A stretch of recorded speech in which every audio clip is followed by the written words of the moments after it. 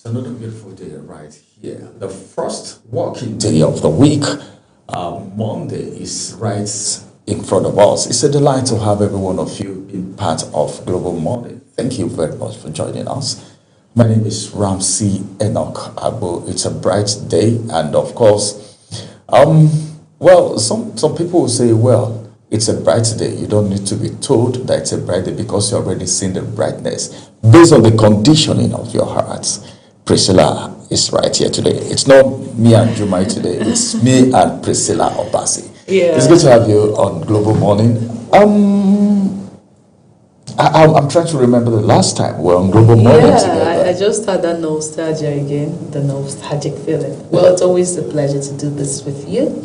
And good morning to our beautiful viewers. Thank you for tuning in. It promises to be an amazing show this morning. Yeah. Sure. The competition always brings, some kind of motivation. When you have Sure. a motivational man here with you, I mean, you can't expect less. But it's also the last week of the month. Yeah, sure. April has been beautiful. I mean, we are in April. Just yesterday we crossed over to the new year, and just in a twinkle of an eye, the year is going as fast. Do you think it's coming slow for you, or do you think the year is going fast? The year is it depends on how everyone view it, look at it. For some who have something they are pursuing, will tell you, this year is running very fast. I can't wait to get into achieving what I have planned for the first, second, third quarter of the year. So there's an but excitement. For people, yes, there's an excitement. But for people who are indebted, who are owing, okay. do you know there is a category of people like that? Of course. Who are owing, who have a deadline that the bank has told them, if you don't pay before the 1st of October, your property is going to be confiscated. For those people, it's, is it only this year that every day before you sleep? You can see the reason why I say it depends on the individual and the way you're looking at it and what you have ahead of you. So for people like that, they feel the year is running too fast. I wish they can turn back the hands of time. So that, especially when they are not meeting up with the payment, the loan repayment plan. And you know what it means for somebody to come to your house one day and start packing your load out of your house in front of your kids to say, you couldn't pay. Now your house has now become that of so bank and all of that. It's so traumatic. Personally, I am someone that has always been afraid of borrowing, but ever since Nigeria started borrowing, maybe that fear just went away. Because I mean, the likes of the Dangotes, the Todi Elumelu, and the big guys we have in Nigeria. I hear people say that, I mean, it's not a crime to borrow after all. It just depends on how you are able to use it. So the problem begins to step in when you're not able to calculate well. But borrowing itself is not. Do you think it's bad? Borrowing is not bad. Okay. This is it. I tell people, don't borrow for consumption. Borrow for projects. By the time you borrow for a particular project, there is no business. These big names you just called, they also borrow. But then they borrow and channel it into a business that will bring out a profit that will repay that loan and give them more profit in excess within the speculated period of time. Because this is a borrowing for capital project. But when you borrow for consumption, my God, I don't know. No, nobody plans to actually borrow for consumption. People plan. It depends on where you are in life, right? It depends on how. I don't want to even attribute it to intelligence, but life happens, right? So it depends on where you actually are. Sometimes you have big dreams. Sometimes if you feel motivated to want to start on a project and you feel like this is going to pay off, and then you just go as far as getting money from maybe the banks or even relations because you are so hopeful that this thing will come alive. By the end of the day, you get this money and you see that this path, I didn't really envisage it well. It's not going the way I thought. So I would say maybe when you already have a course moving, when you've already tried on something and you see that, this thing works, you just need something, maybe finance to boost it. But one shouldn't borrow to start, to learn a business. Because, I mean, there is a situation, or it's sometimes possible that you understand how the thing works. But practice, they say, makes perfect, right? So sometimes you've not practiced enough to know how it goes, to know the loose end, to know where to tighten, to know this and that and that. And you just feel like it's head knowledge. Head knowledge is not enough. You can be skilled in a particular thing, but there's a business aspect of everything. The fact that you're talented doesn't mean that it works, automatically. You need to learn how to relate with humans. If you have to do that business with human beings, you need to learn everything about that space. So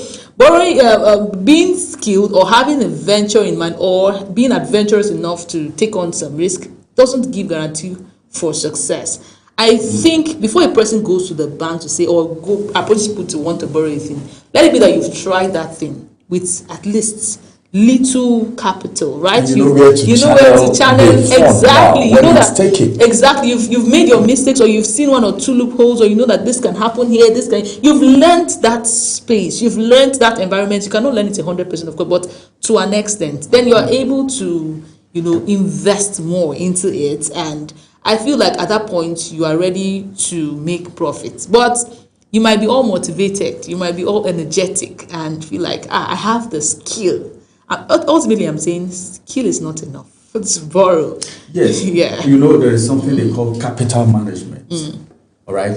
Financial discipline. These are some of the things. I was speaking with a big business owner some years back as an in form of an advice. A lot of people not a consultant, but a lot of people see us as to an extent. Some people see us that okay, this person I can get viable advice from this person. So we're talking concerning their business, two of them, and I told them one thing you have to do is you are the owner of the business, but don't say I am the CEO. So any money that comes in as profit, you spend it.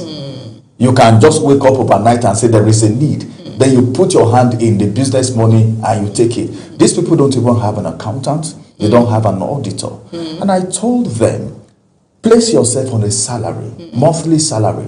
Whatever need you have, your salary should be able to cater for that need. Then the business should operate as an entity of its own. Nigerians, in the name of CEO, any little thing, even people that are not qualified, they send them, it's my company now, give him job, give her job. Without looking at the pros and cons. Every business have an ethics. Yes, absolutely. All right?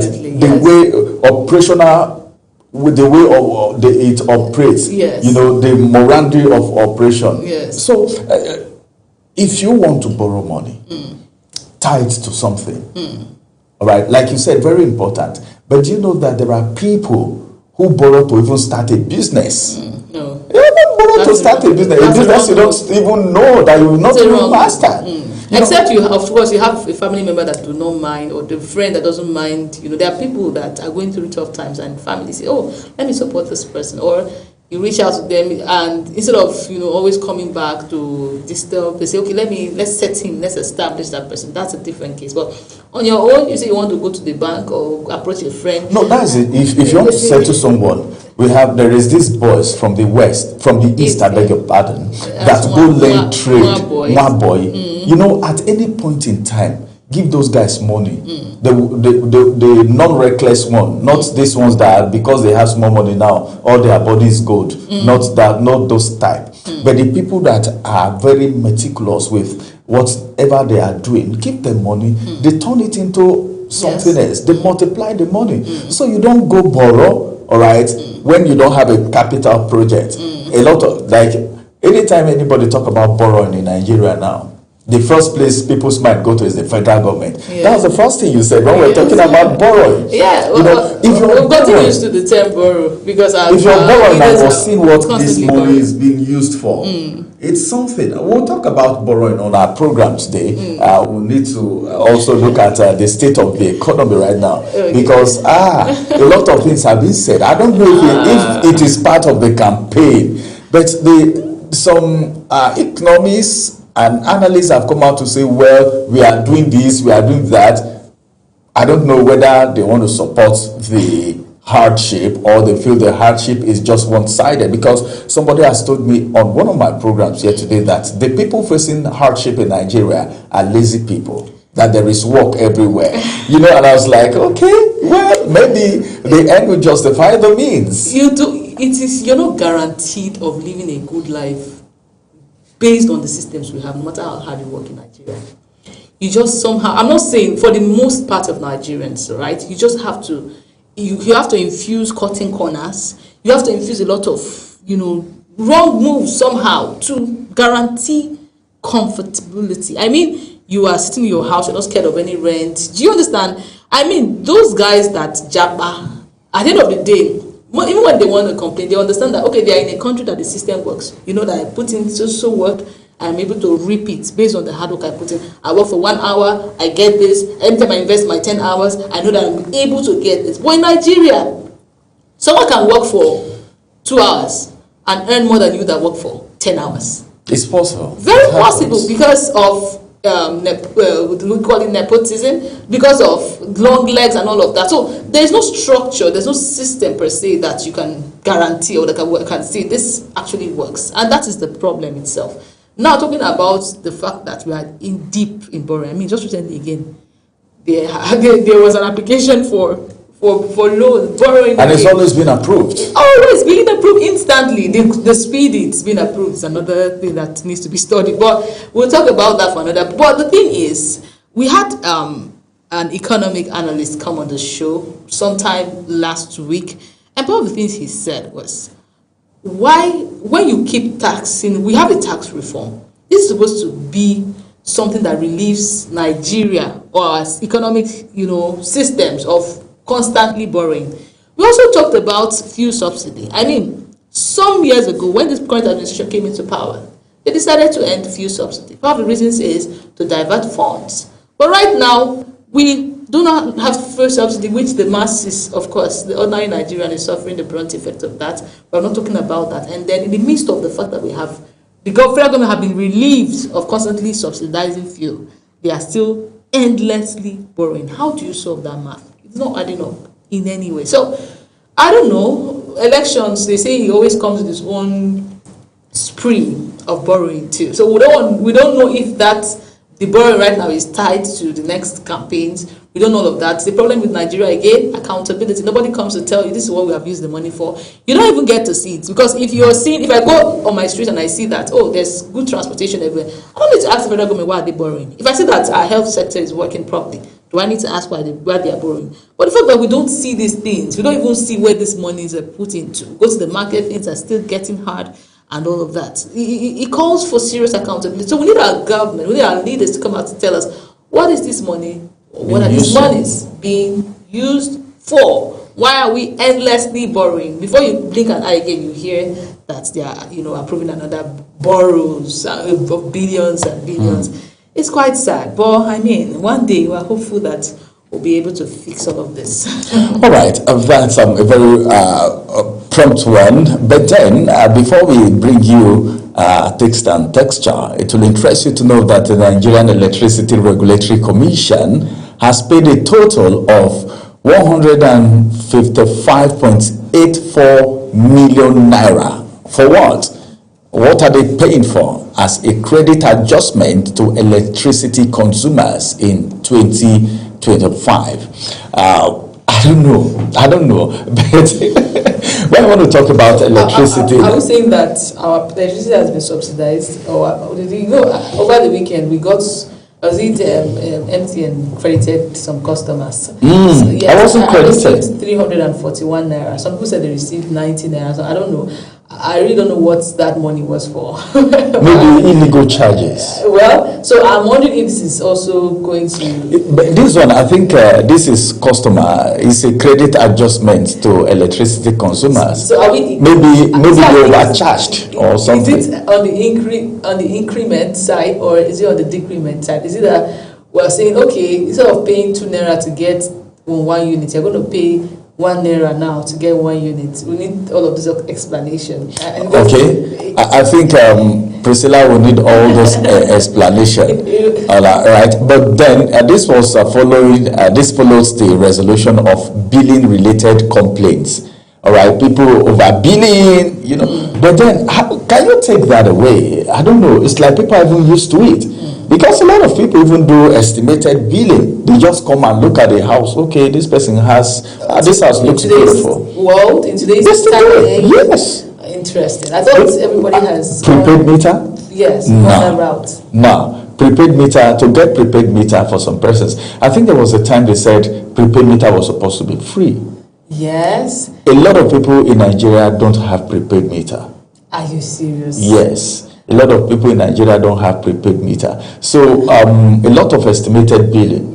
It's still being done. It's still being done. Oh, you're surprised about that? Well, I know at some point I tried to get prepaid meter. I mean, my house has prepaid meter by estate. We have prepaid meter for every single house. Well, our source of pumping of water and the security house then they didn't have a prepaid meter, so they used to give us estimated bill. I took it upon myself to go to PHCN and apply for prepaid. I told the landlord I'll use my rent. When I get it out, you can deduct it, because everybody was just quiet. And every week, every month, you see that the bill goes from. And this was just one aspect of the house. I mean, the security house where we just pump water. But you pay more than all the entire estate at some point, because you will see sometimes they give you 100,000 naira, sometimes they increase it to. It just kept going up and up, and I had to take it upon myself to go process prepaid meter. It was not an easy one, because of course you know that the human politics can be there. This one is feeling like. How long did it take before you got it? It took me. I was quite lucky because in 1 week I was able to do it. Just 1 week. In 1 week, you yes. got the meter. I got the meter. I went to. Of course, you go apply, pay the money, and then I had to seriously talk to one of their. I know they have these private companies that supply them meter. So on that very occasion, one day when I went to the office, I saw one of them there, and I had to directly ask him, please, can you fast track it? Of course, you know how the Nigerian system works. But it was still quite fair. Like, I mean, I wasn't given any extra charges, right? I didn't. And it came in 1 week. It came in 1 week. I think this is a good testimony for Nigerians. My neighbors were quite shocked. They were all surprised because you became a hero in the company. Well, I was supposed to be a hero, but you know how sometimes some people will be feeling like, why is she the one doing it? I mean, because there was someone that was always in charge of collecting that money. Okay, maybe the person's source of livelihood. Exactly, but some people want to feel like they are the ones in charge. They are the ones in charge. And then for a very long time, we kept asking, do this thing for us, do it. But, you know, it was always complaints, I'm tired of going to collect bills. People just like to complain, they don't like to solve. So at that point when I tried to step in, it was like, I'm trying to, take on somebody's office or collect somebody's position. But I had to do that because it was affecting me. And I'm sure a lot of people also were happy with that move, right? So it was a 1 week process for me. It came quite smoothly. At some point, my landlord reached out to me that there's one house is building. I should even collect. I said, that's why I say you become a hero. I know that there are people that while I was in that office, people would come every day and say, please, I've applied for meter.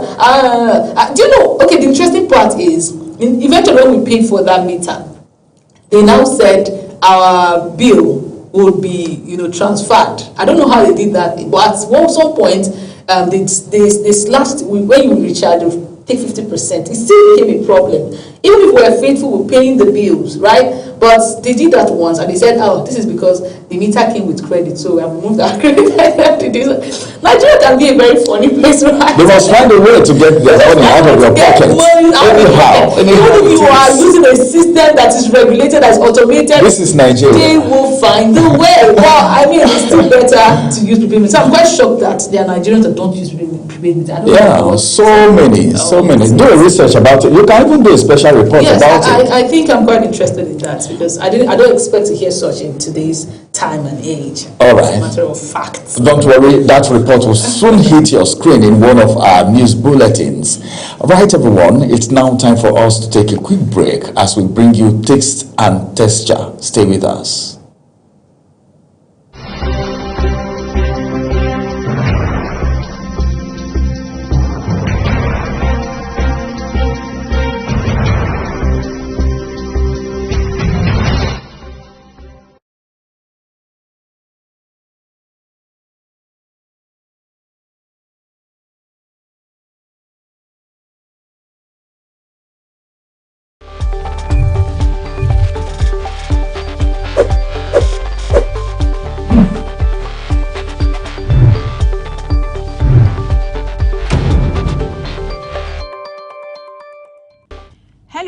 everyone, and welcome to Taste and Texture. I am your chef for today, Saadatu Garba. Today, we're going to prepare an easy Nigerian delicacy, and we will be breaking down the entire process. In this episode of the program, we will be preparing oatmeal with fruits. Oatmeal is always a delicious and simple breakfast option. This one is a recipe that is filling, delicious, and nutritious, especially when taken with fruits. Also, this breakfast oatmeal can be made in under 5 minutes by anyone. In addition to the speed and ease of making it, it is also fun to make.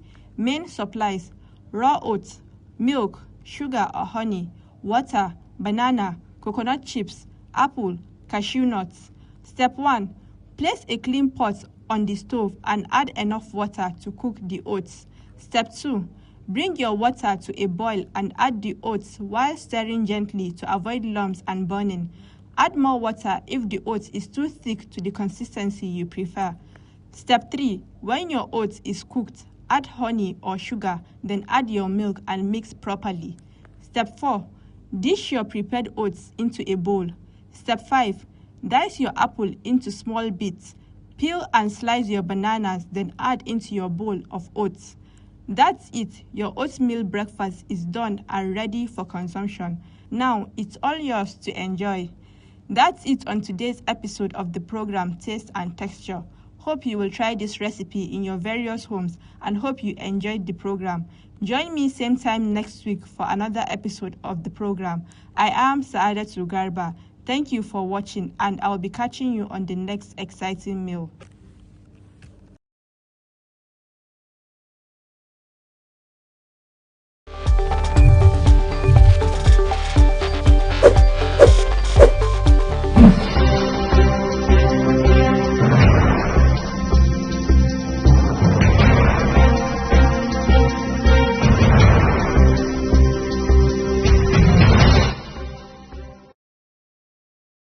Sumptuous. That is all shades of yummy. You want to try that for your breakfast. If you have not prepared for that today, maybe you get the ingredients and wait for tomorrow, right? So you try it out because you just want to taste that. I'm hopeful that one will still get to the studio this morning so I could lay my hands on it. But at this point, we want to join Ramsey Enokabo as it brings us inspirational. A good Monday is, one that starts with good motivation. So join Ramsey right now for motivation.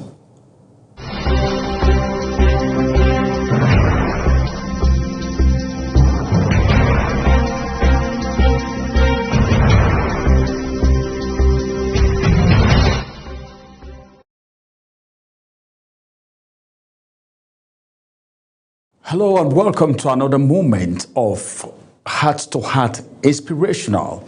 Let's talk heart-to-heart a little bit because a lot of people have not been able to bounce back after the last time they failed. My name is Ramsey Enokabo. Welcome to Heart-to-Heart Inspirationals.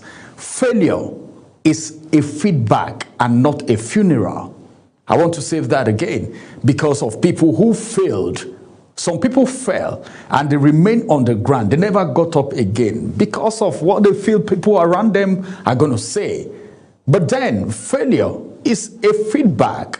And that's why some people will tell you all the time that whatever happens, all right, there is a lecture from every lesson. Whatever happens to you in life, there is something that you are meant to learn from it, either positively or negative thing that you need to take cognizance of and be watchful as you move on the journey of life. So I just want to tell you today that failure is a feedback and not a funeral. What kind of feedback did you get from that last failure? Have you even tried anything at all? Have you experienced failure before? If you've not experienced failure before, it means you need to try harder.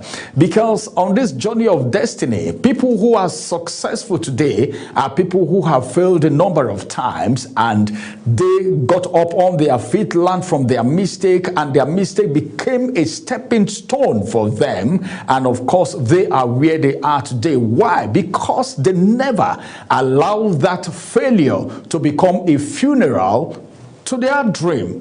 What am I emphasizing? As a matter of fact, let's normalize something today, all right? Let's normalize something today. A failure, you've heard about it all the time. Okay, this person is a failure, that person is a failure. You know, people assess their counterparts, their neighbors, their brothers, their colleagues differently with different perspectives. Some persons already have been tagged as failure, and that has been affecting a lot of people. But then, have you accepted that you are a failure? That somebody told you you are a failure does not make you a failure until you accept that you are a failure. All right, not because it feels good, yeah, but because it is necessary. Sometimes, you know, it's risk. It's risk. If you have taken a risk before, and of course, it didn't go well the way you think it was going to go, and you failed, it doesn't mean that is a funeral. It doesn't mean you shouldn't try it again. I was speaking with someone a few days ago, yeah, and we're talking about a particular business, and the young man told me, now I am successful, but then during my wilderness experience, when I was in the workshop, nobody knew anything about me. When I was failing over and over and over again, I lost money several times. I had to stay indoors and think of the next thing to do. He failed severally until he said, no, I am not going to allow this failure become a funeral. My dream is not going to be cut short by this failure. And he stood on his ground. Consistency. I must always emphasize consistency anytime I come up to speak to anyone on heart to heart, because it is very important. If you want to succeed in life, then consistency and discipline is very important. But the bottom line is this: nobody ever succeeds without first stumbling. Yes. You stumble, then you stand again. Even every little child, before a child starts walking, you stand them up, you see them, they walk a little bit, they fall. They walk a little bit, they fall until their leg gets stabled on the ground. All right? And you see them walking firmly. Then before you know it, they start running. The same thing is applicable to life. So failure, as a matter of fact, is not proof that you can't. All right, it's not a proof that you can't do it.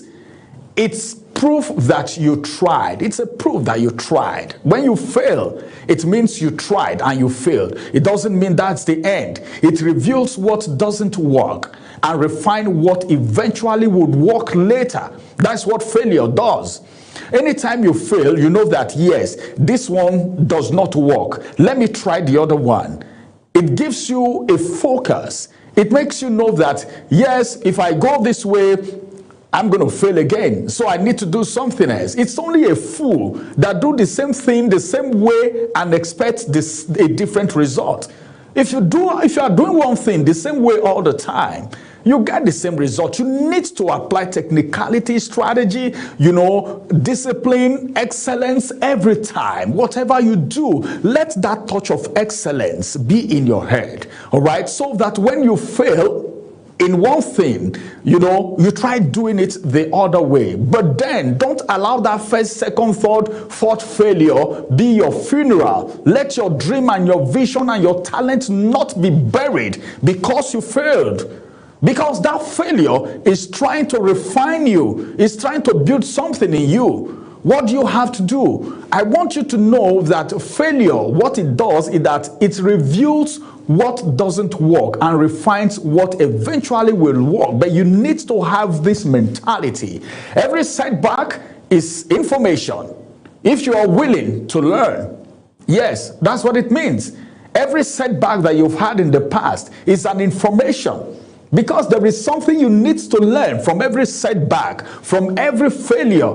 Everyone throwing stones at you right now is because they know you are going somewhere. Let me tell you the truth. We have a lot of friendly enemies these days. Some people are smiling with you, but then they are not interested in your success. What they say behind you, if you hear it, hey, but then that shouldn't deter you. That shouldn't deter you because you have a destination. So every setback is information if you are willing to learn, because most people don't fail because they are incapable. That you failed, it's not because you are incapable. incapable, but because you are going somewhere, because you are dogged, because you are rugged, because you are determined, because you are focused, because you have a dream, you have a vision, something you are pursuing and something you want to get. You have a target. So when people like that fail, they fail because they don't stop. But if you stop anytime soon, it means that failure has gotten to you. Let me give you an instance, an illustration. For instance, a GPS recalculates when you miss a turn. It doesn't shut down. All right?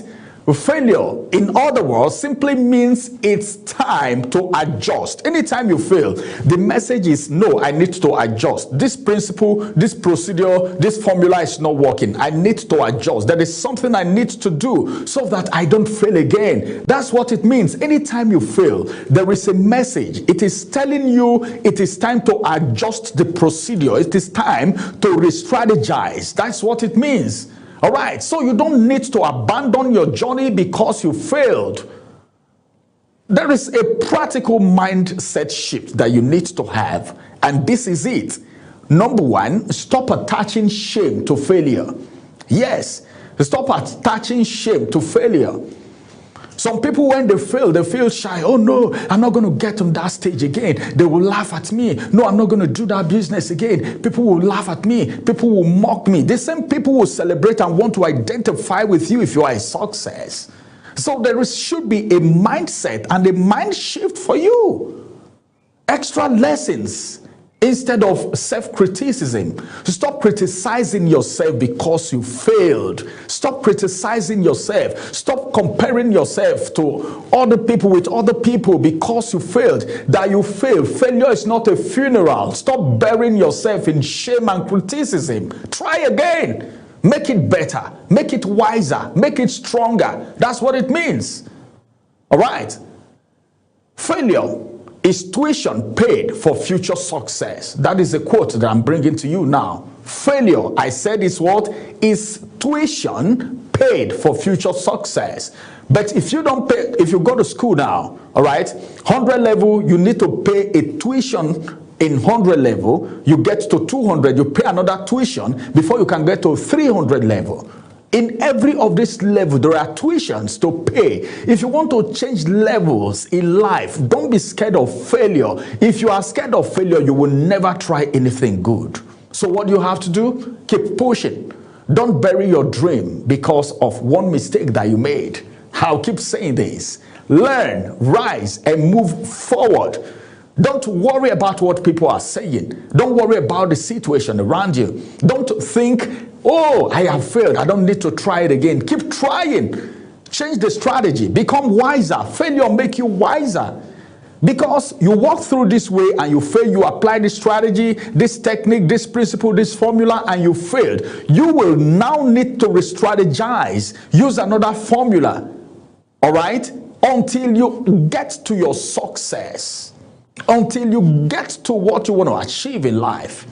All right?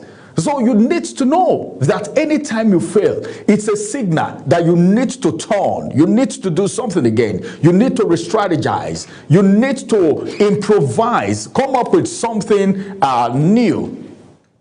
As a matter of fact, failure is not the best option for you. So what do you have to do? Try as much as possible. Right, to be sincere in everything that you do. Because if you want to please people, it will be disastrous. You don't need to please anyone, all right? You don't need to please anyone. It is when you're thinking about pleasing people that when you stumble, you say, oh, I've disappointed this person. I've disappointed even people who really love you, who want you to be successful. By the time you fail, instead of them condemning you, they will come and encourage you to do better. And that's the reason you need mentors. That's the reason you need people to talk to per time. All right? You need to talk to people. See, If you are embarking on a project, I emphasize mentorship all the time. I was speaking with a friend a few days ago, and I told the person, if I want to do this thing you're doing now, it is going to be express for me. It's going to be easier. I may have hitches. There might be some times where you have losses or maybe failure at some point, but then you have people to ask questions. I have someone to ask questions. Hey, I got hooked here. What do I do? Even the disaster is not going to be as disastrous as it would have been if you never have anyone to guide you on this journey of destiny. You really need people, okay? Because as your association determine your acceleration in life, okay? And your friends, you need to be careful with the kind of friends you have. If you have a bad friend, it is disaster. If you have a good friend, it means you have a shoulder to lean on, a shoulder to stand on and be tall so that you can get to that success that you are running after, that you are pursuing. Yes, congratulations, everyone. You are a success going somewhere to happen. Don't allow anything stop you on the way. Not failure, not criticism. Don't bury yourself because you failed. Failure is not funeral. Bye-bye for now and have a beautiful day.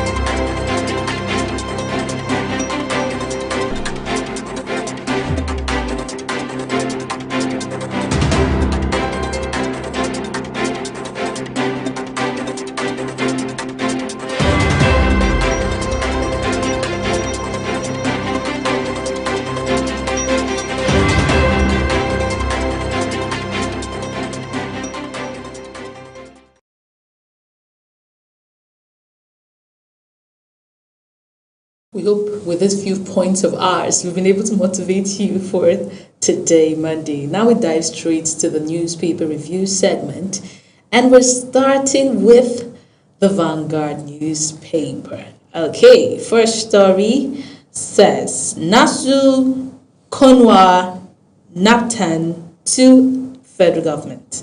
You can't scrap irrelevant courses in varsities. Some writers to that. First says, warn students against taking loans to pursue worthless courses. Let courses evolve, and that's coming from Konwa. Relevant, irrelevant courses can't be determined on face value, and that's coming from NASU. There's need to tread softly. NAPTAN has that. And finally, no response yet, and that's coming from ASU. Over the weekend, we had a report from the Nasarawa State University chapter of ASU saying the agreed emborsement, the federal government, or the agreement signed January by the federal government has not yet taken course. I mean, this is 4 months into that agreement, and some Nigerians have the impression that ASU has been settled. But reports are coming in that this is not the case. Lecturers are still demanding for what is due them. And it's quite concerning. I mean, a lot of politicians use the ASU agreement to even campaign. They've been campaigning with it to think of the fact that it has not, whatever it is they demanded for has not been released. up till date, is that not hilarious? Is Nigeria not a wonderful place to be? Nigeria is a wonderful place. I'm actually looking forward to that time when we will have maybe like 1-2 years running without hearing about ASU strike, or maybe events from ASU. Because Whether ASU, NASU, or any of the educational actors. I think this is it's shameful if you ask me.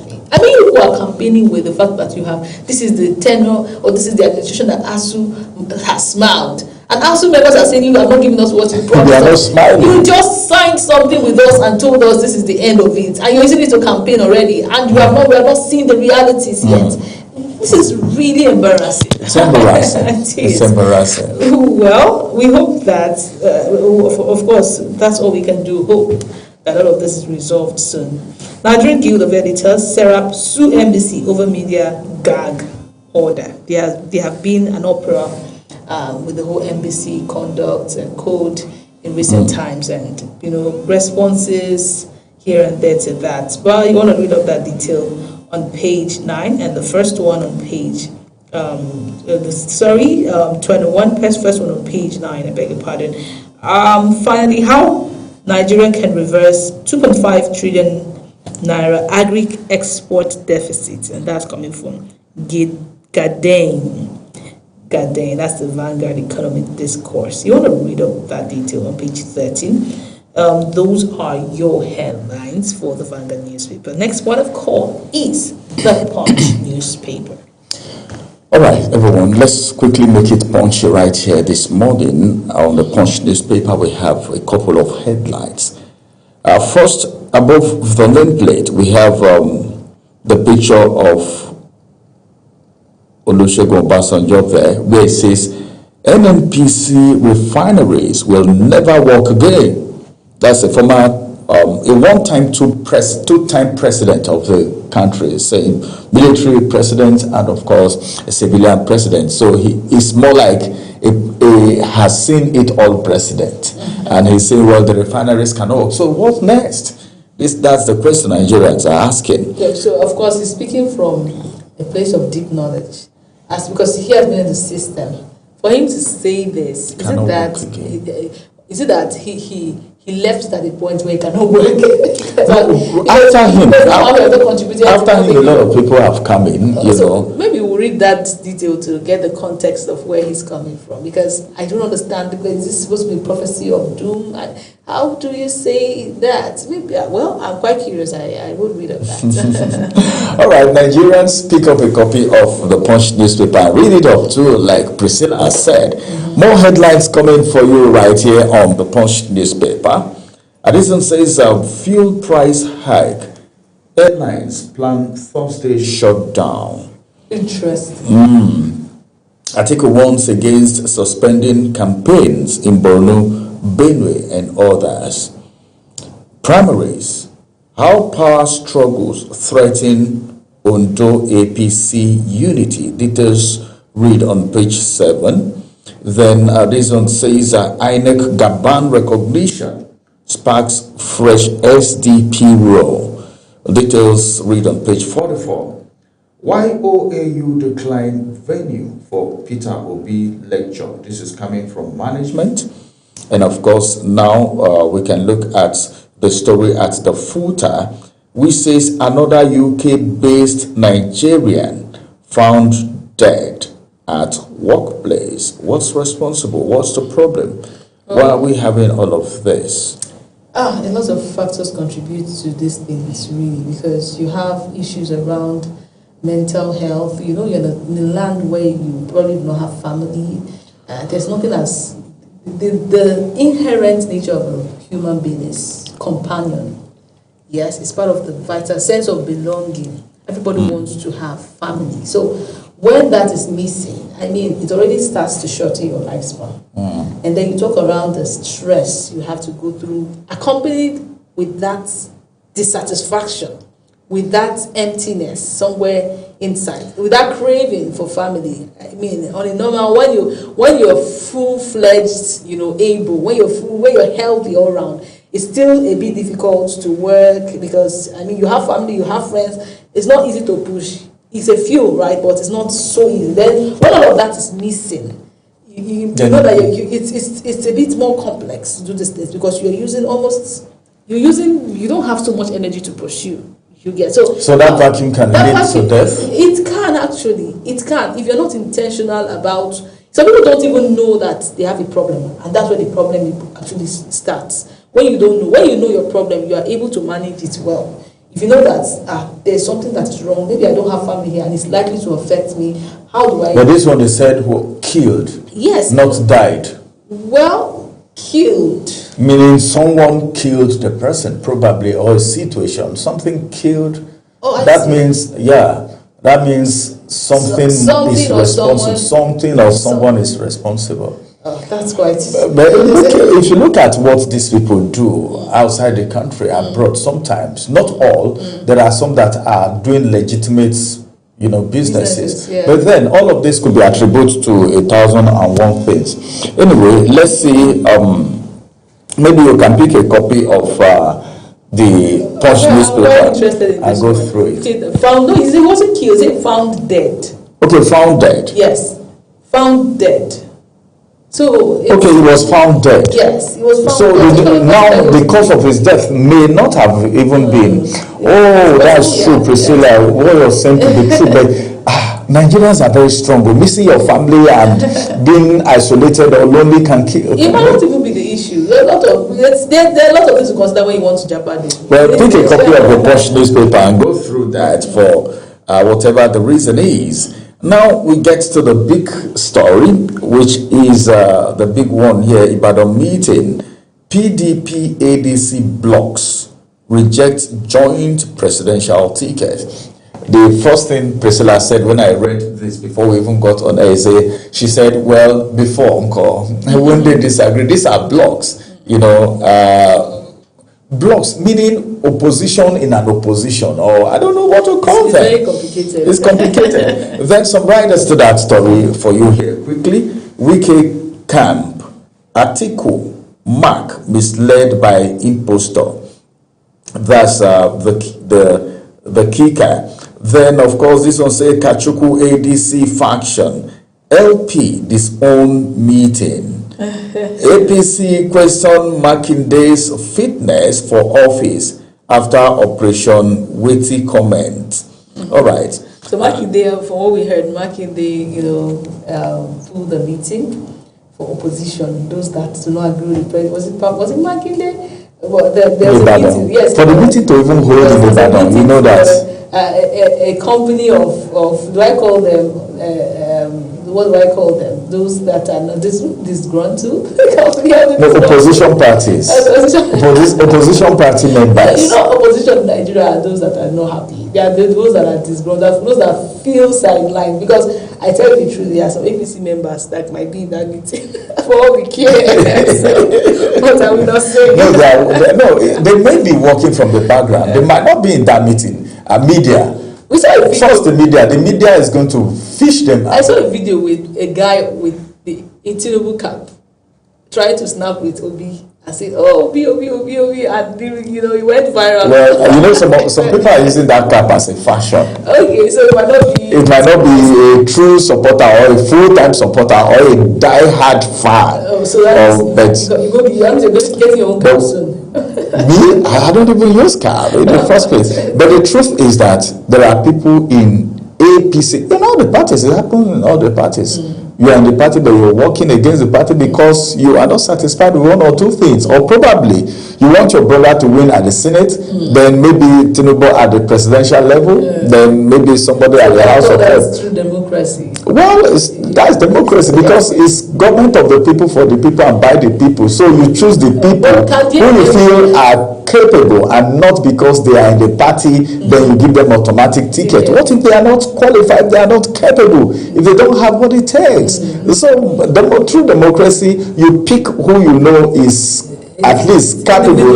Yes, somebody that can deliver the dividends of democracy. Anyways, I would always doubt this unity in I know this. It's not limiting diversity at this No. point because there's nothing progressive. I'm not talking about the progressive in the APC. No, I'm saying that for a group of people to come together, unite with so much maybe pain. I don't know. I think it's an irony, really. What I wanted to hear from you is, I pray there is no more block coming out of this block. Oh, I mean, that's another angle. Because when it comes to picking who the presidential candidate is, who's going to be the card bearer of the ADC. It's not ADC. This is ADC, PDP, Labour Party, all of them coming together, And they said with all different factions. with all different factions. Okay. So let's just pray that another person don't get dissatisfied in their midst and begin to form another faction inside the faction. Inside all the factions. Inside all the factions. A new faction inside the united faction. that comprises of different factions. Yes, that's the size of the Punch newspaper. Let's get to the next point of call for you right now. And of course, our next point of call will be the Nigerian Tribune. Okay, so let's get to the Nigerian Tribune. It has the first story above the nameplate that says, more senators under pressure to defect. APC strength may hit 102. Okay, to defect into the APC, you want to read all that detail, and it's right there on page 23. Next story, Operation Witty. Weighty. Well, PDP, APC exchange words. APC, Wike-backed PDP, carpets Makinde. Oyo PDP, Turaki-led PDP counters, said Oyo governors stands advisory. This is a Basbos on page 22. If you like Basbos, please read, just dive straight to 22 of the Nigerian Tribune and see, all of that funny story. Well, it's interesting times ahead as 2027. I tell you, 2027 is going to be really interesting, because we can't have one party running without anyone competing with them. Because whatever happens now and the other parties don't have presidential candidate or pseudo, or I don't know. Well, let's just keep our fingers crossed and see what will happen in 2027. Please keep your fingers crossed as we go to the next point of call, which is Nigerian News Direct. Good, Ramsey takes us through that. All right, let's quickly look at the Nigerian News Direct. The Nigerian News Direct will have some very interesting headlines there. Let me begin from the Star Story. The Star Story said, you are victims of self-inflicted injuries. This is coming from APC as Islam opposition parties. I won't write into that story, and it says Makinde's comments reckless, inciting violence. That's the Star Story on the Nigerian News Direct. Then this one says Gbajabiamila endorses Hamzat to succeed Sanwo-Olu. All right. Walter Smith completes 10,000 PBD refinery expansion, that is barrel per day. That's Walter Smith completes 10,000 barrel per day refinery expansion. And then this one says Sanwo-Olu signs new power deals, declares end to waste. I think this is good. The decentralization is good. It's either you are going with solar or you are trying to generate your own power yourself. Different states. I think I'm only feeling for states, all right, that don't have what it takes. But then with this allocation, remember, because of the crude thing, instead of billion, what is going now as at what went recently is 2.something trillion naira. All right, from that is FAC allocation. Well, I don't think there's any state that doesn't have what it takes. I mean, it's time for everyone to put on their thinking cap. Yes. Nigeria is blessed. Every part of the country has an advantage or the other. It's about how you can harness yours. I mean, you can still go back to the trade by barter time, where you give what you have to get what you want. So the governors of the states have a major responsibility to What make you sure. want, to get what you Yes, I might be good in this. I give it to some other state. The state gives me theirs. You say you have manpower that can do this. Can we exchange? We're blessed all around. Every state has. I can't wait for the issue of power to get to Every state does have to an become a thing of the advantage. past in Nigeria. I can't wait for that time. All right, that's the size of the headlines from the Nigerian News Direct. Let's take the last one before we get into the first conversation for you. Okay, so this will be the New Telegraph. First story, 13% derivation, poor oil production dips allocation by 16.79% to 327.79 billion naira. Next story is on recapitalization, and it says Tinubu hails Cardoso's reform measures. Details on page 25. Primary deadline. NDC woos Obi Kwankwaso with presidential ticket. Why I declined invitation to application summit, and that's coming from Shewari. Well, this is interesting, right? Temptation, according to some musician. It's tempting, right? Details on page 3. Ibadan Summit, PDP defense Makinde over witty comment. Please, governor under watch. Please, governors under watch. APC tells security agencies. I don't know when APC became the commander-in-chief of the armed forces. I thought it was Tinubu. Well, details on page 3 and 5. Adeleke approves implementation of ASU FGN Pact for Union Osun. Okay, details on page 8. It's rolling in gradually. Washington shooting, gunman planned to target top Trump official. That's coming from an attorney general, the attorney general, and details on page 2. To the Star story, alleged coup, accused officers to be arraigned, take plea May 8 investigation. Mali's defense minister killed as coordinated attacks hit military targets. 2027 polls, concerns over federal government's 135 billion naira budget for litigation.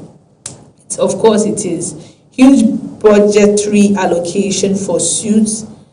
11, endanger electoral system, and that's coming from lawyer, and that detail is on page 14 and 16. Serap editors sue NBC over threats to sanction broadcasters for expressing opinion. Details on page 2. Carriers insist on shutdown as meeting with federal government ends in deadlock. We're pouring water into basket. Nwaba, price increase plummets passengers traffic, and that detail, price increase will plummet passengers traffic. That detail is on page 4. 2027 mixed grill for governors term, mixed grill for second term governors. Senate retirement on the cards amidst succession battles. That detail is right on page 9, 10, and 11. Finally, we have anemia in older adults linked to higher dementia risk. That's coming from a study. Details on page 30. Very important read. Please don't miss it out, because your health, they say, is well. Yeah, that's true. I think we were hearing that right from when we were kids. Yeah. You will not know until you become an adult and you start aging, or you're having to take care of an aged parent. Then you say, oh, indeed, health is well. I would have saved fortune if my parents had lived, or if I had, be more careful with my eating habits. All right, everyone. This is the size of the newspaper headlines for you today. We want to let you know that Global Television does not have editorial contribution to these newspaper headlines. We'll take a quick break now. When we return, we'll look at the Ibadan Summit. And of course, what Nigerians are looking forward to is how anything that anybody is doing will translate into a good economy. So how far? What's the picture of our revenue as at today. We'll look at all of that after this break. Stay with us.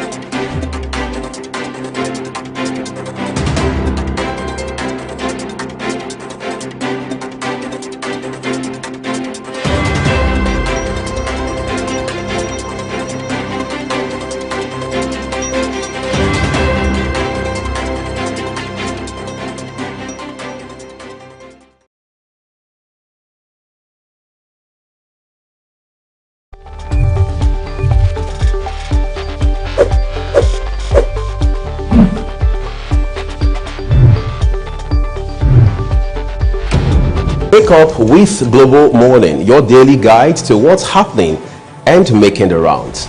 We delve into headlines, newspaper reviews, spot-on analysis, policies, current events, real talk, real issues that affect us all. From the latest trends to the debate, every topic, every angle, Global Morning is where it all starts.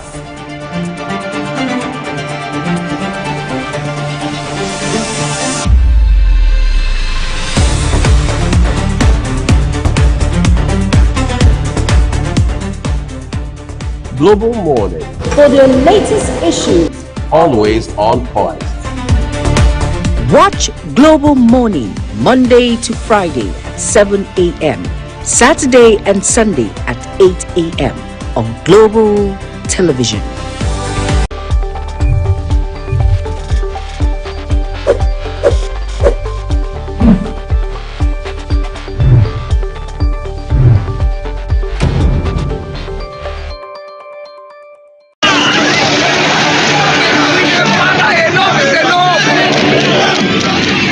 In an age of breaking news, you need a trusted source that prioritizes accurate, factual, and unbiased reporting. This is AM News, and I am Ubong Usoro. On Global Television, our news is rooted in verified and authoritative storytelling that keeps you educated, informed, and enlightened on all the issues that matter to you. I am Sadia Yakubu. This is Midday News. You can trust our multi-platform news broadcast, real-time and fast-check stories for all the big local and foreign headlines round the clock. I'm Ramsey Enoch Agbo. This is News Express. Our array of anchors delivers the news to our teeming viewers, breaking it down with context and perspective. This is News Cycle on Global Television. I am Anieti Patrick. And the flagship news is your hub for the day's most engaging stories. This is News Prime, and I am Jumai Manson. Did you miss any of our news rounds? No worries. Catch up at 10 p.m. and midnight, 7 days of the week. I am Mukhtar Kasim. Global TV is on DSTV channel 365 and Star Times channel 276. We're active across all social media platforms at Global TV NG. Global TV News, accurate and unbiased. I'm Uyi Agmofwebe.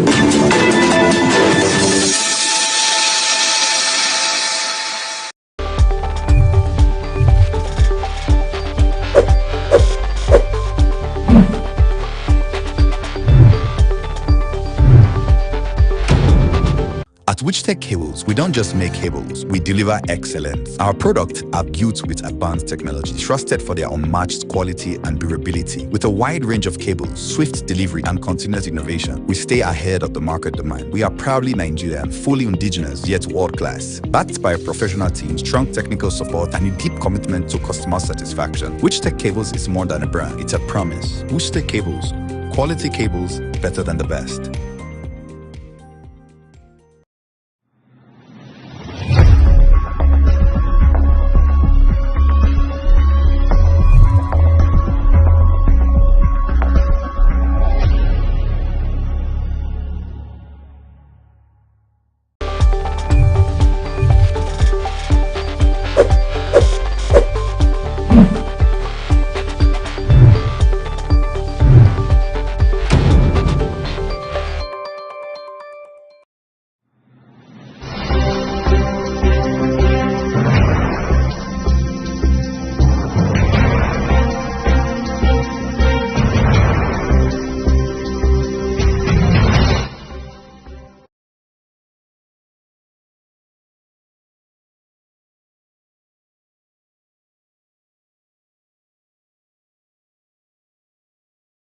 it's now time for us to get into the first conversation. Well, it has been in the front burner on all pages. You saw it today while we're doing the newspaper analysis. The Ibadan Summit. What does it mean to Nigerians?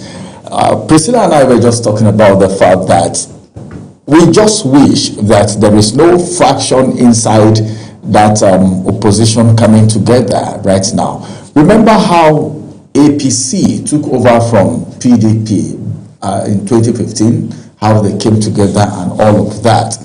Now, something like that is about happening. The meeting that held in Ibadan, the summit, you saw the PDP, a faction of the PDP, you saw the ADC, a faction of the ADC, and of course other political parties and other party faithfuls that really want to be part of that summit. And the former president of the Federal Republic of Nigeria, the person of Olusegun Obasanjo, who told us this morning that refineries in Nigeria cannot work anymore, was also in that meeting. Joining us on the conversation as we look at opposition politics, taking cognizance and focusing on the Ibadan Summit this morning, a political analyst and of course a political economist as well will be joining us on the conversation. It's good to have you join us, Olamileko Adefolarin. Thank you for joining us on the program this morning. Thanks for having me, and good morning to all Nigerians. Yes, thanks for coming. Right. Yes, Nigerians, one of the things that Nigerians have been clamoring for is an opposition, and you can see how divided Nigerians are right now as far as 2027 is concerned. There have been factions in almost all the opposition parties. Then a decision happened. All right. One of the chieftains of the ADC, as at yesterday, was on a media, one of the media, he was on a program, and he said, well, they decided not to announce that there was going to be a summit. Nobody knew until the summit happened. So that these people who have been following them to make sure they destabilize them are being taken unawares. What do you make of this decision? I think it's quite interesting and quite an opening in Nigerian political space. But we also need to have a political history understanding of what is happening in Nigeria, particularly when it comes to general election or when we approach election year. So we need to go back to, or revisit back to 1960 or 1963, when there was the third First Republic era, where we have a lot of multi-party system. And a lot of politicking also happened at that point in time from all the parties that existed, aligning or not aligning, coalition or no coalition. And that experience has been a documented history book of Nigeria. Then comes back to 1979 when there was a return to democracy after the military rule for about 15, 16 years, from 1966 to after the Civil War and thereabout then to 1979 when the Murtala Obasanjo initiated his Second Republic democratic era. We also have the same line of historical development through our political history, talking about coalition, alignment, and non-alignment of political parties coming together, opposition here and there. Then by 1999, they are about doing the military Babangida. They also have an alignment of political organization coming together to form opposition or to form strong political party within that space. But 1999 gave us another better opportunity to experiment democratic in a very large momentous way, with sentiment that arose with it. And since then we have been having coalition and experimentation of alignment of political parties here and there, political big wing here and there. But 2013, 2015 was the benchmark backbone when we now have coalition of political parties come together to form party like APC. And I also could also testify that my MSc thesis was on APC emergence in 2013 as a force, as a political party, which I experimented through my write-up and every other academic work. Then going into the issues that you have raised, that the Ibadan summit, how did it happen? How good is it to Nigerians? How important is it when it comes to Nigerian election or political history? It's quite interesting that we have opposition who are now speaking up in terms of general election or what they feel when it comes to election in Nigeria. But to say it all, it has become something that many Nigerians are also watching their political development will also speak their own voice and say, okay, what kind of gathering do we have in Ibadan?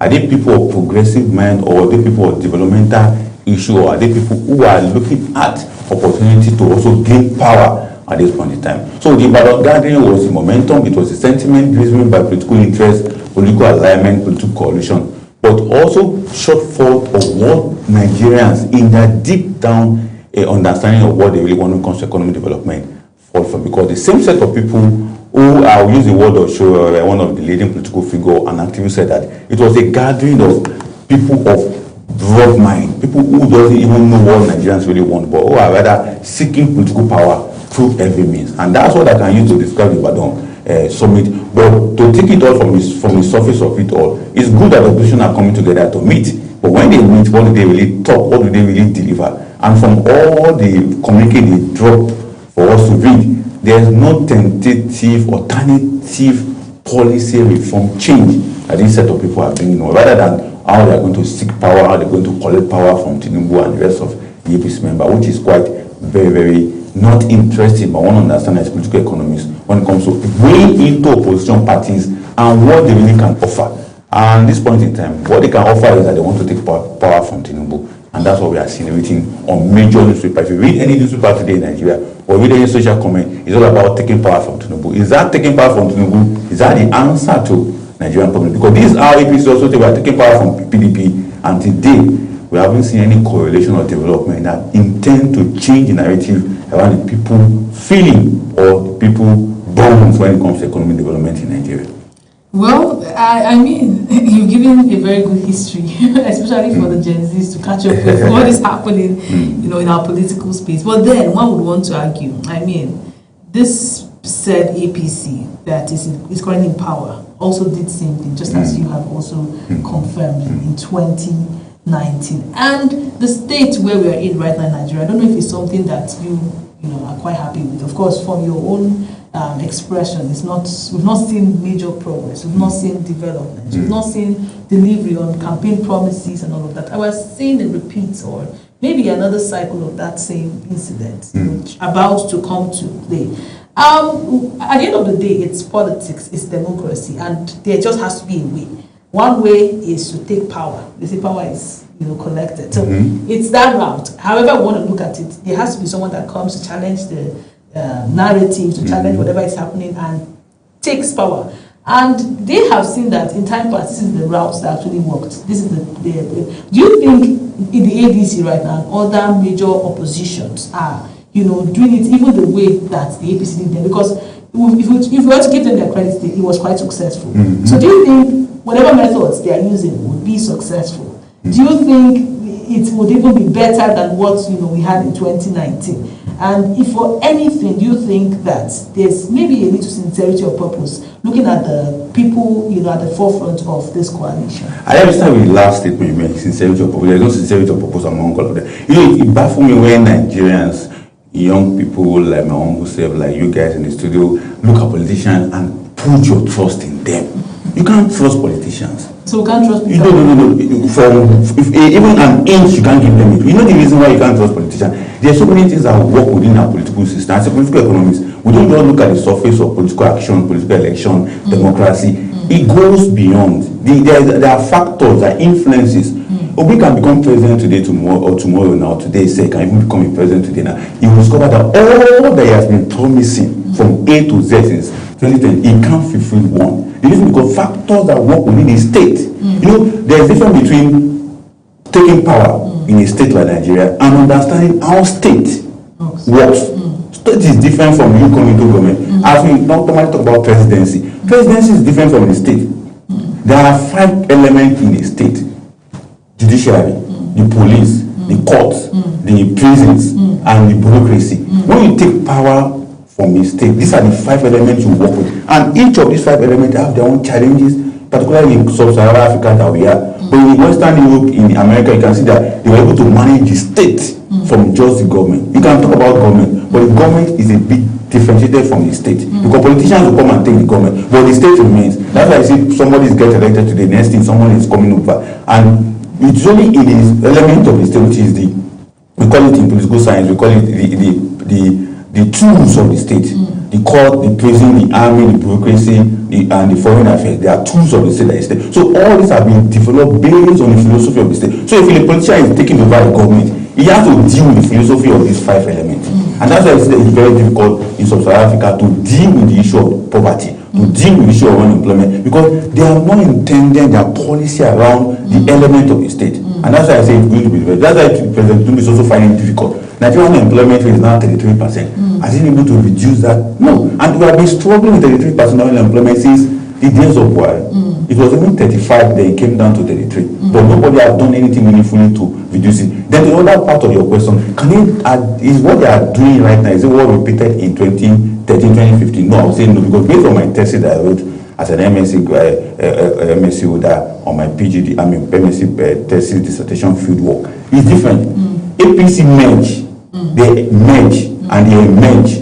That means parties, 5 political parties come together, ACN, CPC, a faction of Afghan, a faction of PDP come and merge. But what we are seeing is a coalition of different characters who have lost opportunity in the state to control the wealth of the state, and now looking for another opportunity to come back into the state by robbing a political party, changing the political leadership, and say they are the owner of the political party. That's not what happened in APC. APC form coalition, form alliance, and form a new political party. But these ones are not forming a political party. Rather, they enter a particular political party, hijack the leadership of the political party, and they want to enforce their leadership on top. And the third aspect of your question is, would it be significant to Nigerians to really understand? Nigerians are already confused. A lot of people who don't understand the political arrangement of Nigeria are confused, particularly the Gen Z, who are not taking time to study the lifestyle of our politicians.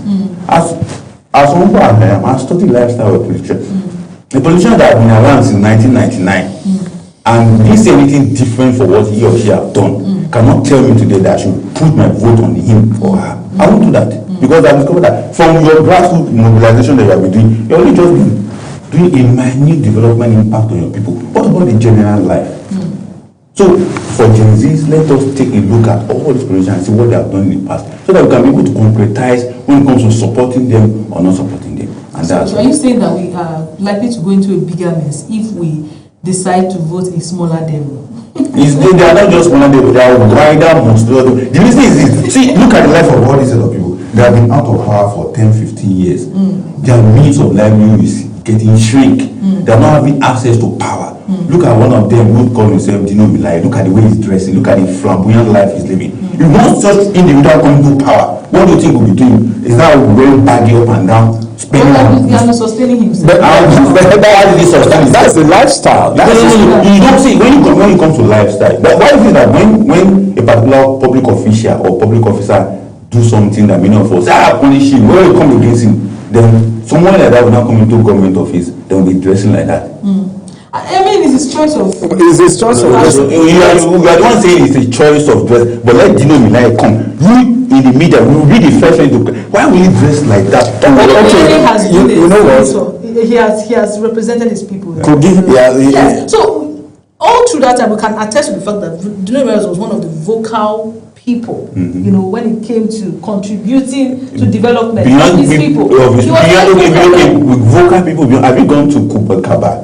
Have you asked how many roads has he constructed as a senator? Have you asked how many employment generation mark have you done in that state? Being vocal, see, there's nothing about activism in National Assembly. You can be active with your vocal the way Abari was doing, but go back and check what are they doing. How many bills have been contributed to National Assembly? Everybody has their part to play. Right? That's why when you see somebody being vocal, being playing opposition in National Assembly, just do that these guys are doing something beneath. When Saraki was the Senate president, he was opposing all the loans that Buhari was trying to abide to get. By the end of the day, it was discovered that his office as Senate president spent billions for things that cannot be accounted. All right, let's go back to.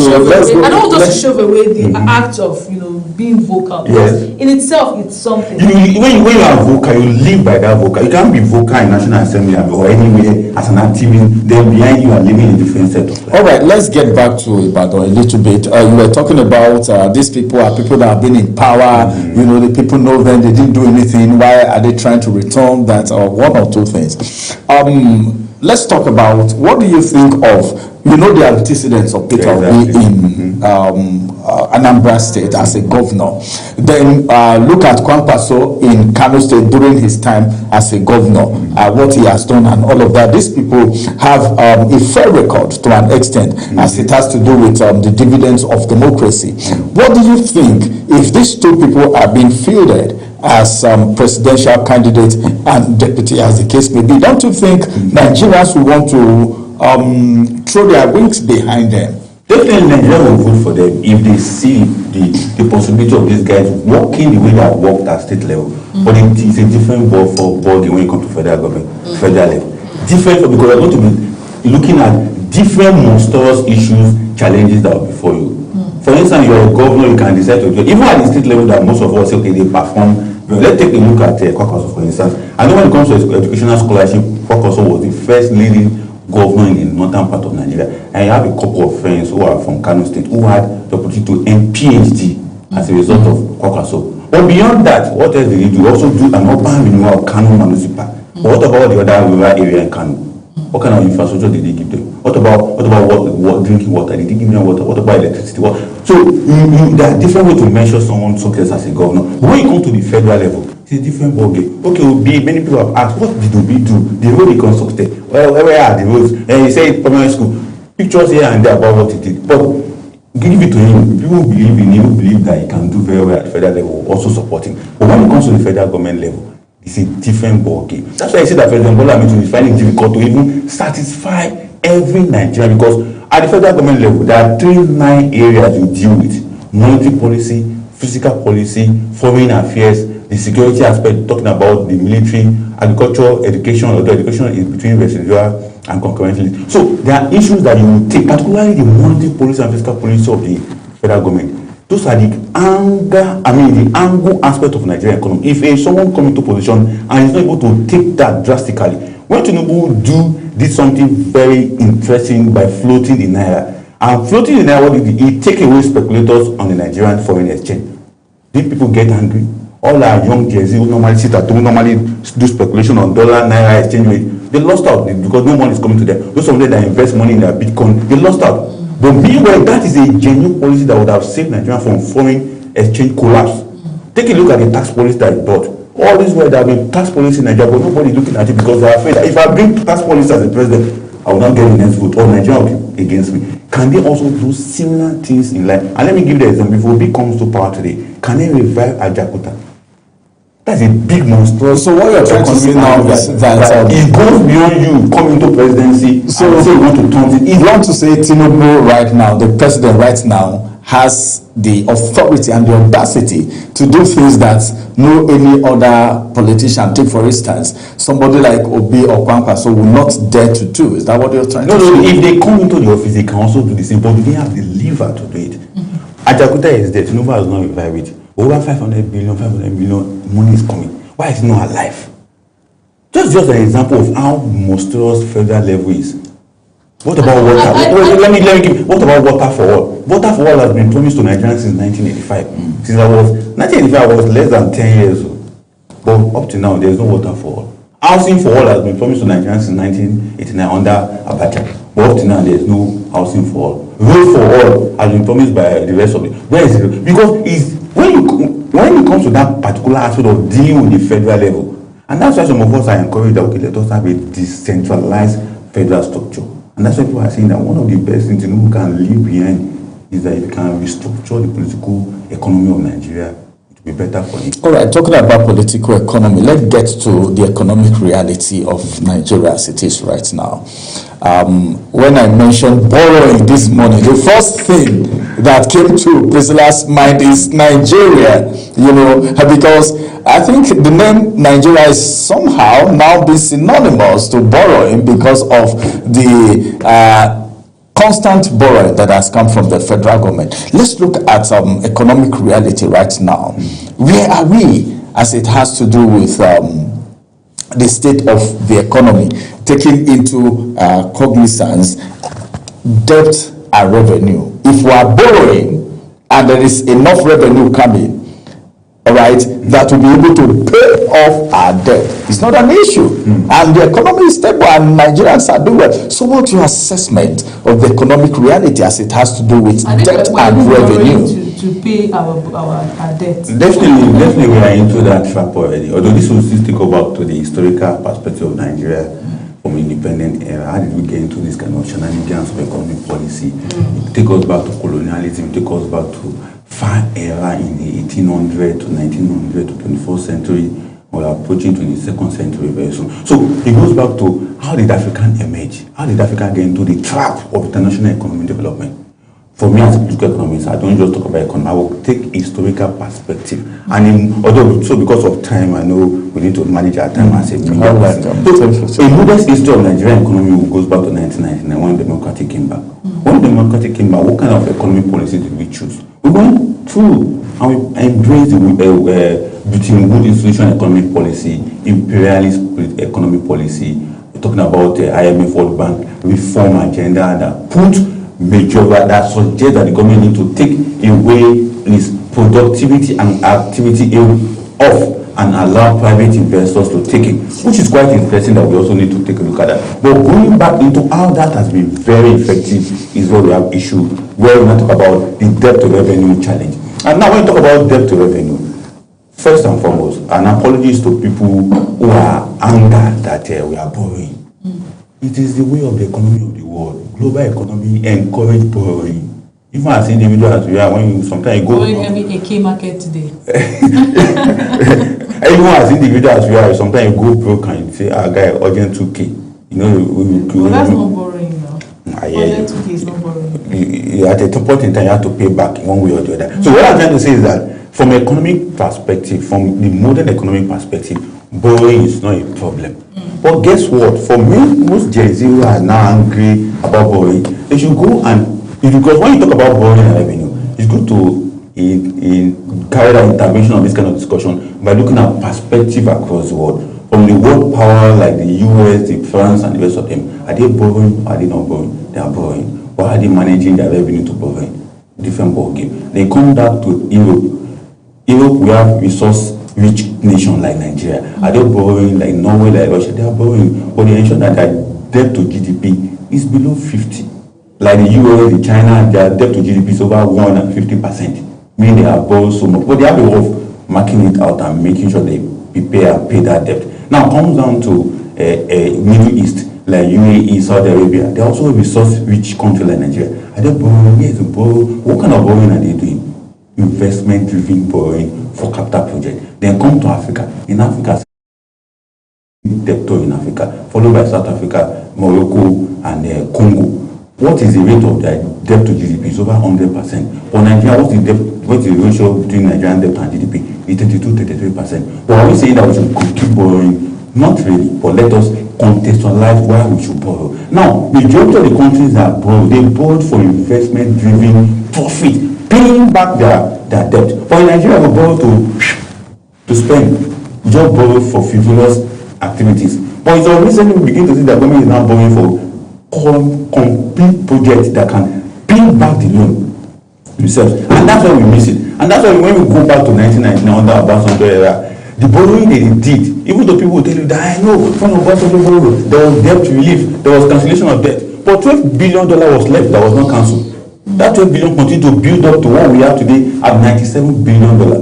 So when we started those borrowing, what did we use those borrowing to do? We are using those borrowing to fund salaries, overhead costs, allowances, flying here and there, buying new jets. All those countries I mentioned before, from world power like US, China, to Russia, Norway, to UAE, like Saudi Arabia, and the rest of them, they borrowed for investment-driven purpose projects that will pay back those debts, not like our own. So that's why we fall apart for when it comes to the trajectory of understanding economic principles about borrowing. Now to our revenue source. We are a oil-rich nation. Why are we not using our oil to take care of our revenue? Why are we not using all our aluminium product and mineral resources to take? Because we don't have the technology. This takes us back to issue of capitalism economy, where we have clicked ourselves. All the technology that is in this room today, they didn't come from Nigerian aid. They didn't come from anywhere in Nigeria. They came from abroad. I was just talking about the microphone you gave me. I said, this is portable. Don't allow me to forget and take it away. Now, these are new modern microphone. You put it in your pocket. Where did it come from? Is it from China or from US or Germany? In Nigeria, do we have such capacity? So, to take care of our revenue as a natural resources rich country, we need to have a technology to drive our natural resources, because that's what those countries did. They have natural resources, like Russia has natural resources. That is what they are driving. So that when they dig the ground and bring gas, when they dig the ground and bring food, they turn into many products and they use it to fund the economy. But here in Nigeria, when we bring out those resources out of the ground, we will look for technology to buy. And when government say they want to invest in those resources, what do? They will go and borrow money, because there is no money to put in those investment, and they use it to fund it. At the end of the day, some of those things went into voice me. Taking the instance of Ajaokuta. Ajaokuta was built from all the money that we got from crude oil that we are selling in the 70s. But what happened that Ajaokuta cannot work? Because they still need more funding. And that's why they went during the Obasanjo era, Jonathan era, they went and borrowed some money. Then they even went into debt because there was court judgment against the federal government of Nigeria. The government have to pull out money and pay. So these are the issues that compound, that make it so complex to understand our borrowing and our revenue. But simply to engineer a very robust revenues process in Nigeria, it is not by taxing, it is by toiling the soil into a very exportable product. And that's why we can. Because I actually wanted to talk about the tax, because I think they feel, okay, let's tax more. I just saw something on the internet, in the media space, a few days ago about taxing people based on their cars or something. They are thinking that the tax, which is so biting, is biting on the average Nigerian. You know what I'm talking about. The tax, they feel, is going to be a major way of revenue generation to cushion the effect of our borrowing. Can that be possible? It's possible, but this is, when the government brought out the tax, those of us that are political economy begin to interrogate the process of tax, begin to look at other countries, why they bring in tax. When you are taxing an economy, look at the structure of the economy. In Nigerian economy, our economy is structured by trade and financial activities. So the only thing they can tax is trade and financial activity. Every one of us is doing trade and financial activities in Nigeria. Some people are selling, some people are buying. Nobody is producing. But in other climes, they tax productivity. They tax financial activities. People are in the capital market now, they tax them. So what happens is that the government only sees that, okay, since we don't have productivity, we don't have company to tax, although we have few of them, let us engineer a tax policy that will be taxing the financial activities in Nigeria. That's why I say that everything they do is to tax financial activity. But that is not that it's bad on its own, but we need to complement all taxable factors in Nigeria. Not just the financial activities that we see in Nigeria, but other taxable factors, including manufacturing, including productivity and services. And majorly also, I want to really put it out, with that financial activity linked to services that we offer in Nigeria, that is linked generally to buying and selling. And that's why you see that many people complain. And for those cars that we talk about, I think when I also saw that news and we reviewed some of those things, and it's not applicable to all Nigerians. It's applicable to a particular set of vehicle that, and it is not just the Nigerian come up with that particular tax policy. If you have been looking at what has become one of the resolutions of the COPs, climate change partnership meeting that have been held across the world, those are the resolutions that come from those particular places. And guess what? If Nigeria refuses to do that, some people will come against the government and say Nigerian government is not global compliance when it comes to climate change resilience. Okay, let's go back to the Ibadan summit. Like my colleague started, it was quite a shock for a lot of Nigerians. And you seem to be, maybe do I say you seem to appear impressed with the current government, even if based on the analysis you've given now concerning borrowing, I don't think they are utilizing everything we have. I don't think they are putting on their thinking caps enough to be able to generate from whatever we call natural resources. I believe Nigeria is blessed. Well, the disgruntled of many Nigerians is the hardship. And Nigerians would want to take advantage of that to say, okay, this person is not doing well. Can we take him out? Can we try someone else? You keep saying you need to understand governance. You need to understand the state to be able to be a president.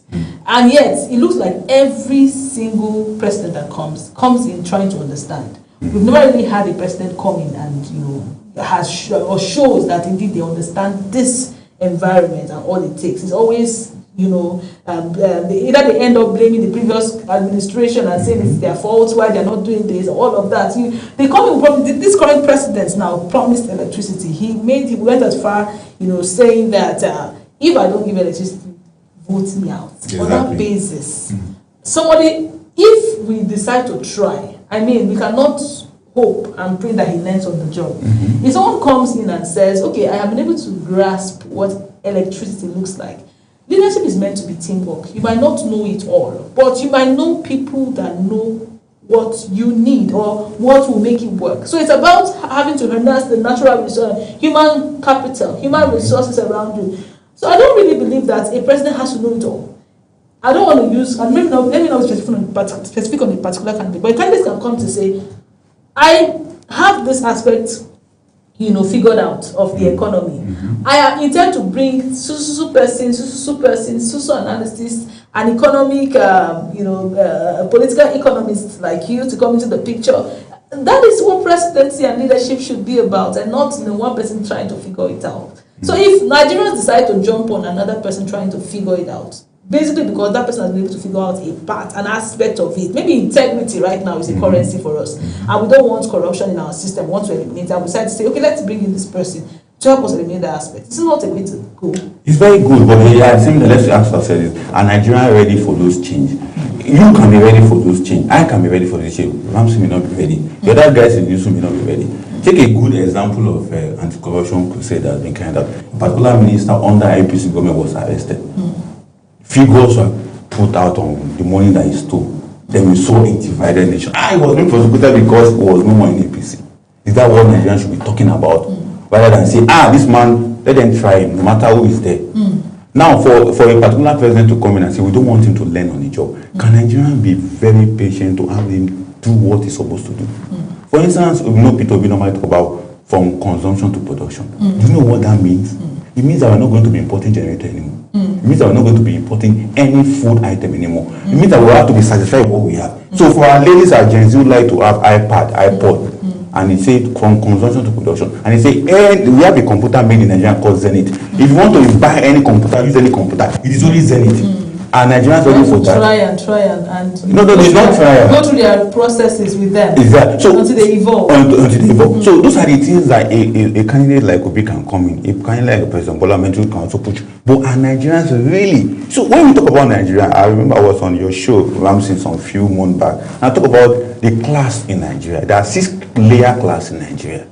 We have the bottom of the bottom. We have the top of the top. Then we have the middle class. We have the lower middle class. We have the middle. So different category of class. This class are looking for something that will better them. When I made mention of why would the likes of the denominator have been dressing, and I say when it comes to government, they begin to dress like wearing bad trousers. Some people will like him for that. But some people will say, why are you dressing a government official? Why are you dressing like this? Why are you representing Nigeria like this? Why are you spending our money on Buga and the rest of them? So it depends on what Nigerians really can. They be patient with the government?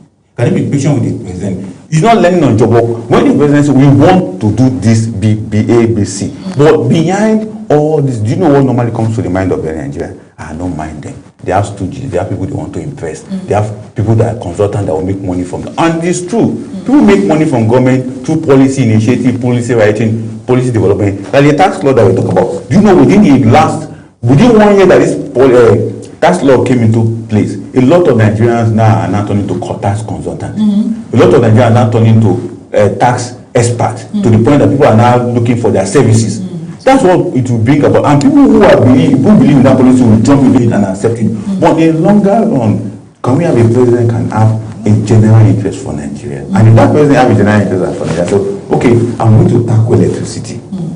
But this is how we're going to do it. We're going to rely, because there are three major sources of electricity that Nigeria uses. We have the hydro, then we have the independent power generation, which use gases. Then we are now talking about solar energy. Now, can you say, no, solar is very expensive. Even though recently we said that the price of solar is dropping.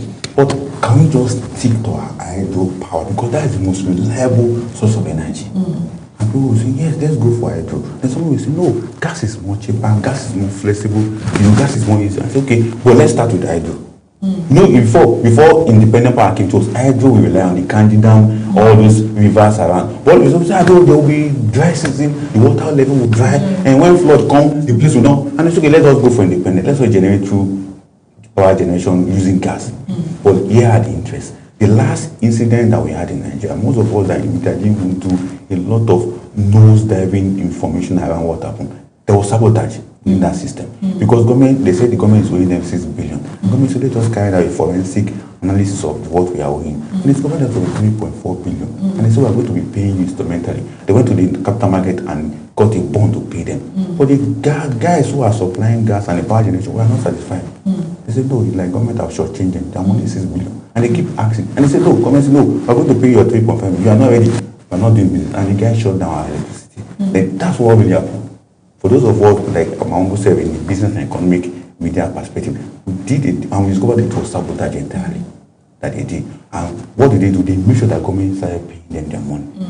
It is happening in every sector. So that's why we had the national grid falling every 2 The seconds. national grid is even different. National grid is not linked to or national grid on its own is all power coming together in one central place. Now, national grid can collapse based on maybe power shortage and the rest of them. Not necessarily because there is no power. There are so many factors that. But even with that too, there is also sabotage. But now there's a law in place that says we have decentralized electricity sector in Nigeria. What is stopping state government and say, well, let me partner with one company and build a power station. But rather, all the state governments are running after electricity regulatory commission so they can be collecting money for licenses. And there's a law in place that will decentralize it. So why are they not taking advantage of it? So it all depends on the patience of Nigeria and what they want and what is their interest. Is it just patience of Nigeria? Is it not? Doesn't it largely depend on the integrity of these leaders? Because I think part of the problem is accountability. You have people, you have given, you're working with, and somehow they're not delivering. And basically, maybe because you have a flaw that you don't want them to expose, you just let them go. It's about accountability. I don't think it's rocket science in any way. I thought you are correct. It's not rocket science. The problem with Nigeria is corruption. But we don't have accountability in Nigeria. If we're able to eliminate corruption from our system, even if it's 50%, I think we'll see more results. You see, when people talk about corruption, I look at my own self, I look at my family, I look at my wife, I look at my kids, I look at my neighbors and say, where did this corruption even come from? From family. Now it goes into the official. We are, 3 of us were in the media space, we work in the media sector. I would not have issue of corruption in the media sector. And that corruption translates and transmits into the general Nigerian. Don't you think that if we have leaders at the helm of affairs that are very strict with things, don't think it will Then you have to say, how did that leader get to that position? Exactly, that's what we want to put. Nigerians are looking forward to getting a better. The issue is that you see, one thing about Nigerian leadership structure is that you can't, as I said from the beginning of this, you don't trust any of them. All they want to have is power. So when you have the power, what do you do with it? If you go back to politics, look at the Labour Party and look at what will happen to them. How come we did not stay back and repair the corruption in the Labour Party? That's what they keep saying. But the thing is, everybody has personality and their traits. Everybody cannot be a fighter. No, he's not fighting. He has been. But does he have the capacity to do that because of the division in Labour Party? If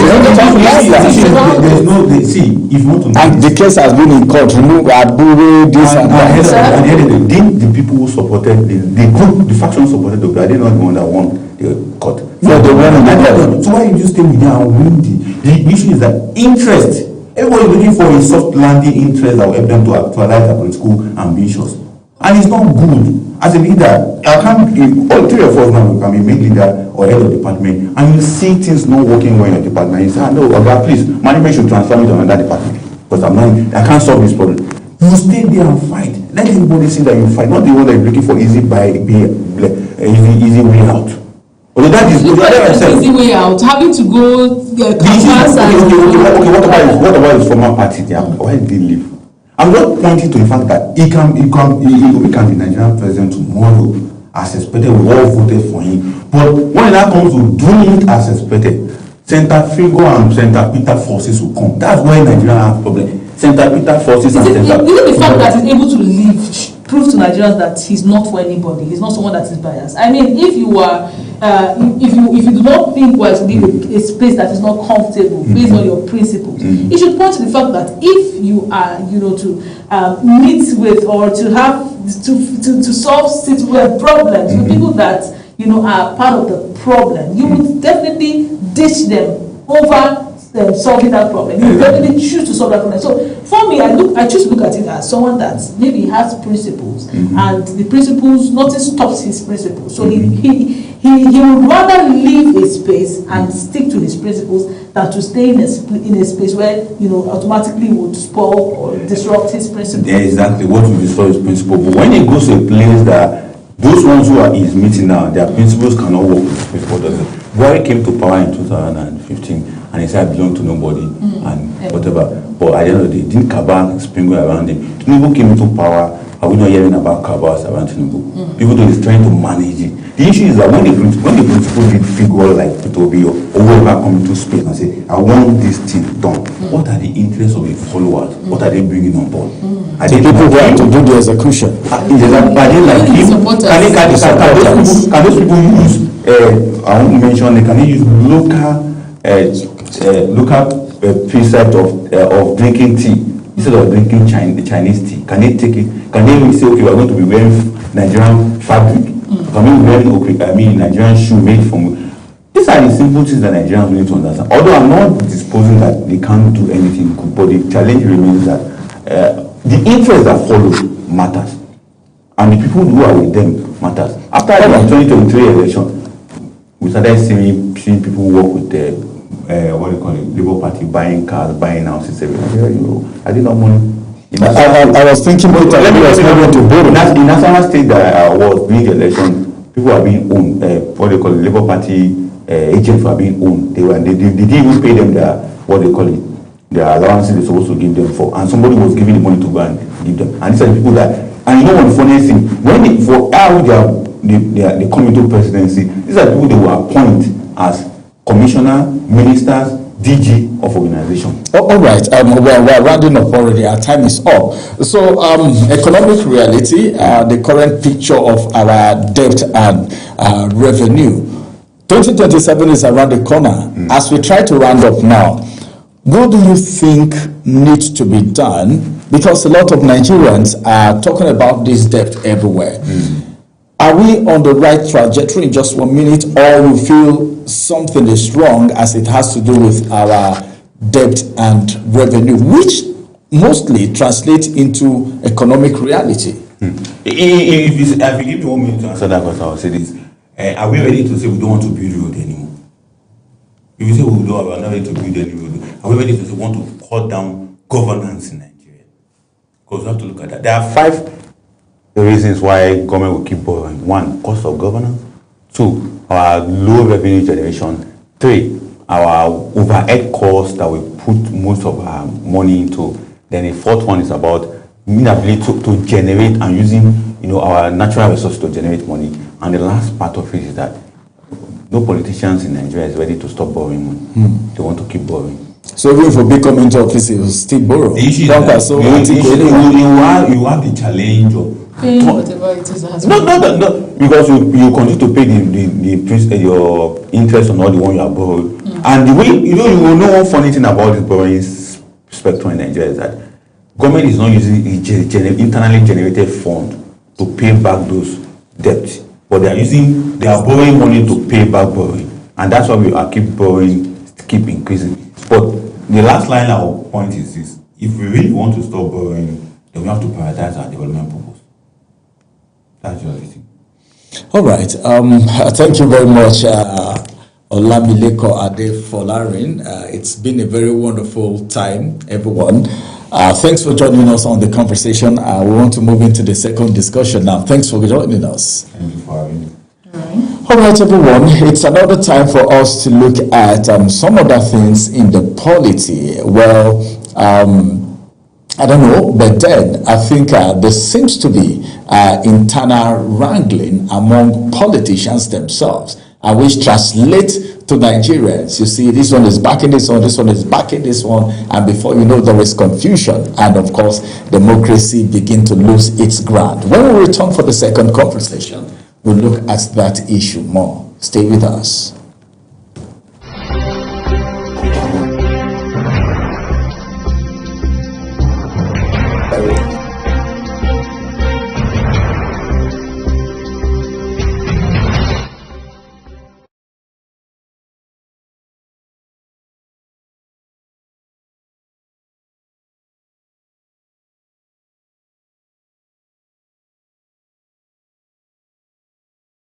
Wake up with Global Morning, your daily guide to what's happening and making the rounds.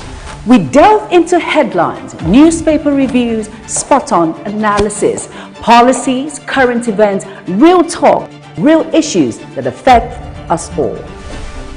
From the latest trends to the debate, every topic, every angle, Global Morning is where it all starts.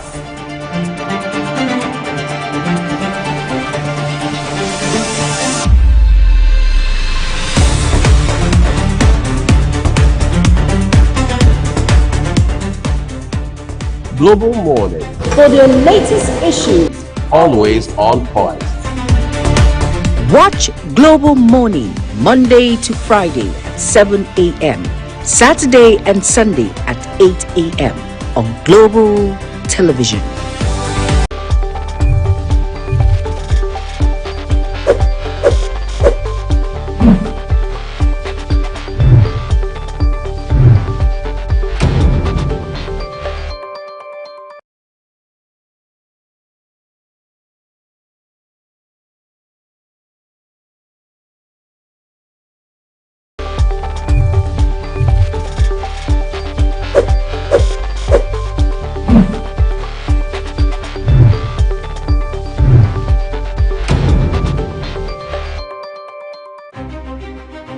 At Aerogym Shoe Factory, excellence starts from the ground up.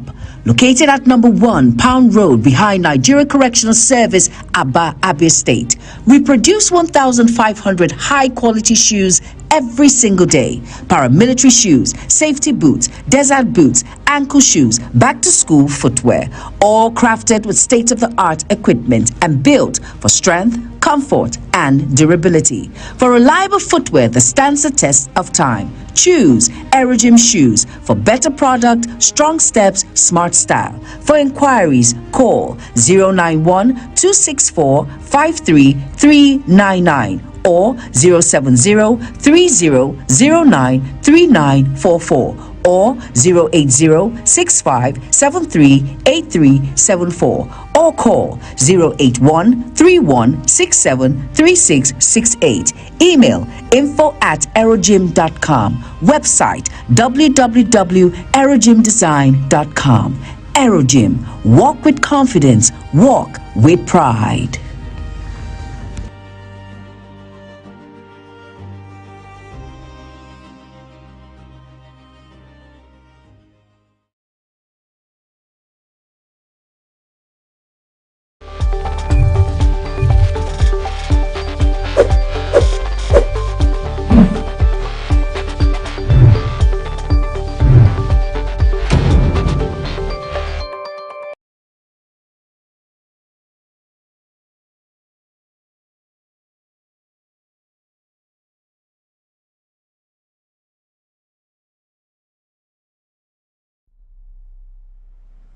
Our language, our vibrant culture and colorful tradition, our industrious and hospitable people.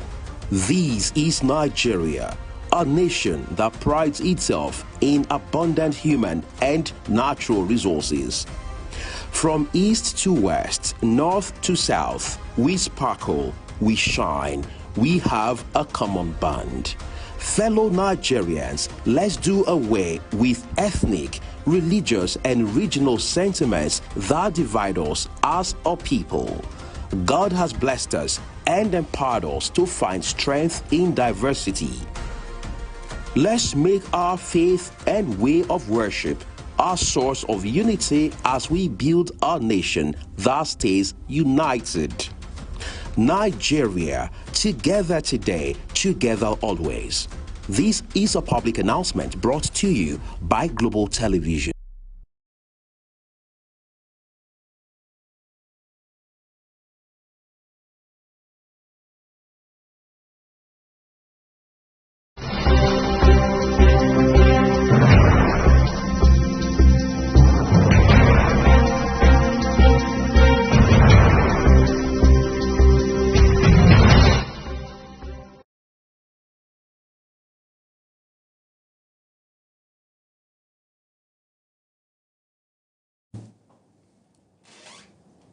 But you're supposed to get him set before Thank you very much, everyone. Well, the second conversation is right here for you.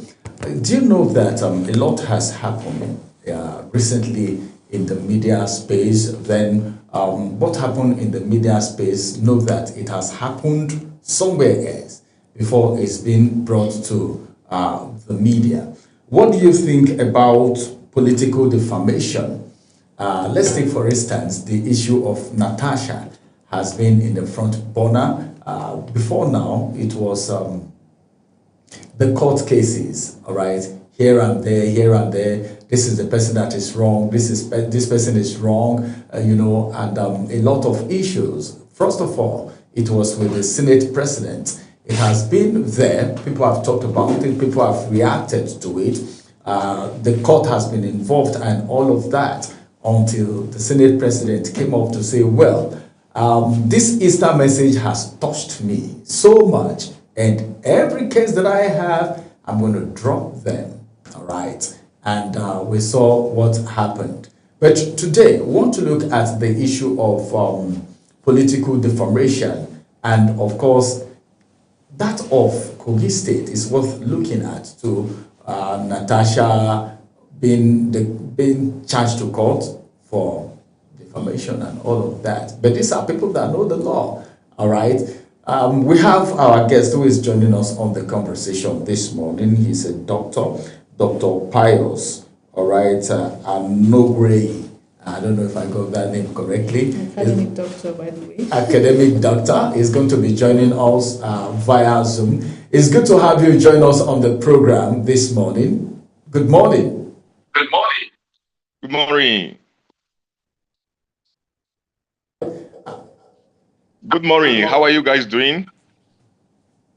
Thank you for joining us. Let's get into the conversation. When we say political defamation, what are we referring to? Well, first of all, political defamation ordinarily is when one political actor slandered or defamatorily slandered another person's or assassinate another man's character. This is our layman's definition.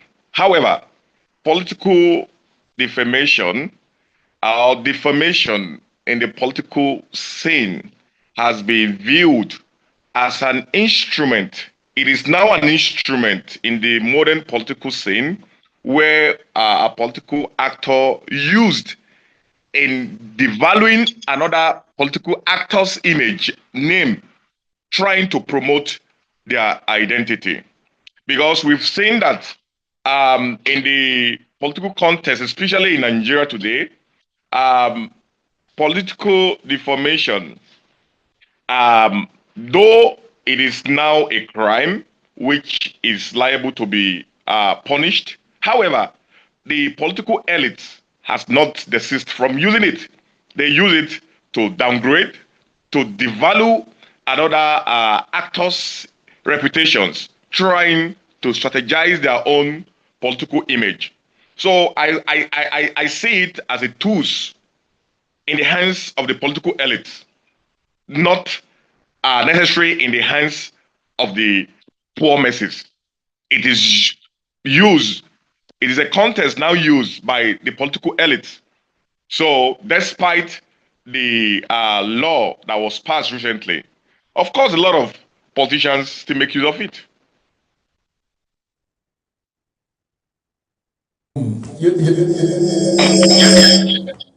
You know how politics work in Nigeria. There is something that we call free political speech. As a Nigerian, there are so many things happening that people talk about.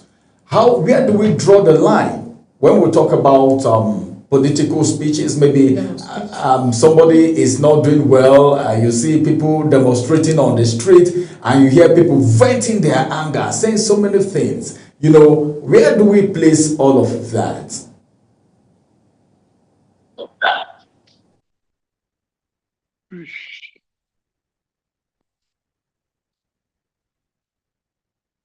about the issue of protest. I've had a guest on the he came up and he was like, all right, there is a problem. Nobody is saying Nigerians should not speak, because as a matter of fact, there is a place for free political speech. This person is not doing well, you need to voice out. This person is not satisfying his constitution. The fact allocation is not being used, you need to voice out. But he was particular about name calling. He was particular about a particular protest that happened at the National Assembly where protesters were being interviewed.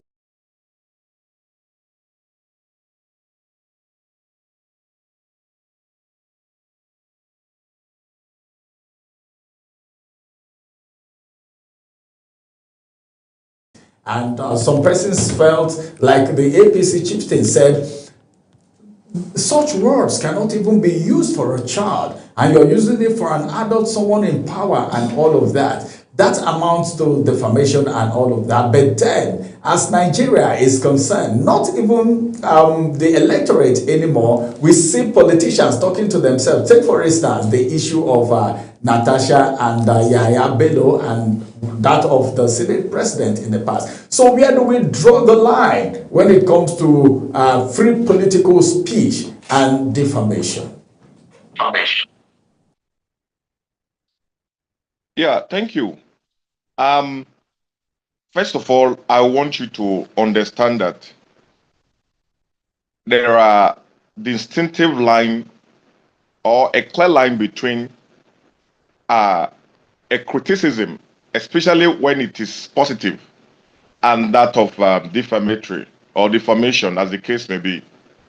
When, as usually said or as popularly said, he who alleged should be able to prove.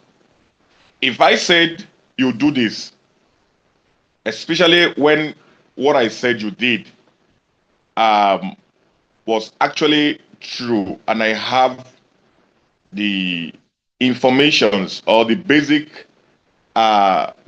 to support it, that is correct, that is right, then it may not be termed as a defamation. But when I am not able to prove that, I don't have sufficient evidence to prove that, especially when it got to the competence court of the land, then it becomes defamations, of course. This is it. But when I say the government is not doing well, like talking about the protest which you just highlighted, the poor masses who felt they are not well served by their various representatives, the government is not doing this, is not doing that, or there is need for the government to improve our welfare, the welfare of the livings. Then I think, or aside protest, when you said when the people troop into the street to protest for basic amenities, that is not defamation. It is the right, the inalienable rights of the citizens, demanding an accountability from the government. Or when I write, or just as a journalist, you say it the way it is. So in our own case, I want to, bring it down home to Kogi State. What we have between our senator, which is Senator Natasha Akpoti-Uduaghan, recently with our former governor, though is saddened, though is unfortunate, because I classify it as pettiness for pettiness. I will define what I mean by pettiness for pettiness in the course of this interview. However, it's so unfortunate. But like I said before, it is a tool.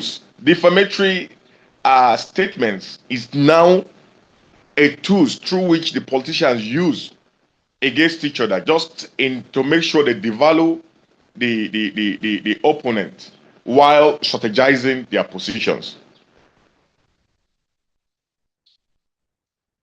Thank you've brought it down to, you brought it down home, to Kogi State. Now, there have been a lingering issue, with Natasha Akpoti, Senator Natasha Akpoti-Uduaghan, and maybe not directly with the former governor of Kogi State, talking about Yahaya Bello, but across other political, do I call counterparts or figures, right? Recently we had the issue between her and Senator Godswill Akpabio that died down a bit. Even if it took a long while, it had to take suspensions, live streams, interventions, going from place to place to talk about the matter, and eventually it went low. And now we're seeing something like a reoccurrence, maybe not in the same case directly, but I mean, she's been sued to the tune of ₦1 billion for defamation. We know that 2027 is by the corner, and politicians, particularly in Nigeria, in their manifestos, sometimes it has now become a norm to talk down on other political figures. We just had the meeting that happened in Ibadan, with opposition figures, and one of the things that came out from that meeting is still the same bass boss, which we saw on the papers this morning, right? We saw all of that on the paper. Everybody throwing tantrums as though they are. I don't know what to say, but it is becoming a norm in our political space. I mean, what would term defamation? Some persons take it lightly. Some others decide to take it, take it to the court of law for some kind of, judgment. But what we see playing out in Kogi State, we know that former Governor Yahaya Bello has declared his interest in also running for the position where Senator Natasha Akpoti is currently, the seat she currently occupies, And do you see him making success based on whatever it is that is playing on between both of them? Let us start with Senator Natasha Akpoti. She has come out severally to put out some of the works she has been doing for her people, and then we also see on social media people trying to counter that. There have just been drama back and forth. So we are talking about 2027 political race between Natasha Akpoti and Yahaya Bello. Is there going to be success for Yahaya Bello, considering what it is that has played out in the state? Considering that he has served as a two-time governor in the state, has he laid a good foundation? Has he created good legacy for himself to come overtake her? And also with everything playing out between both of them on social media and even the court of law.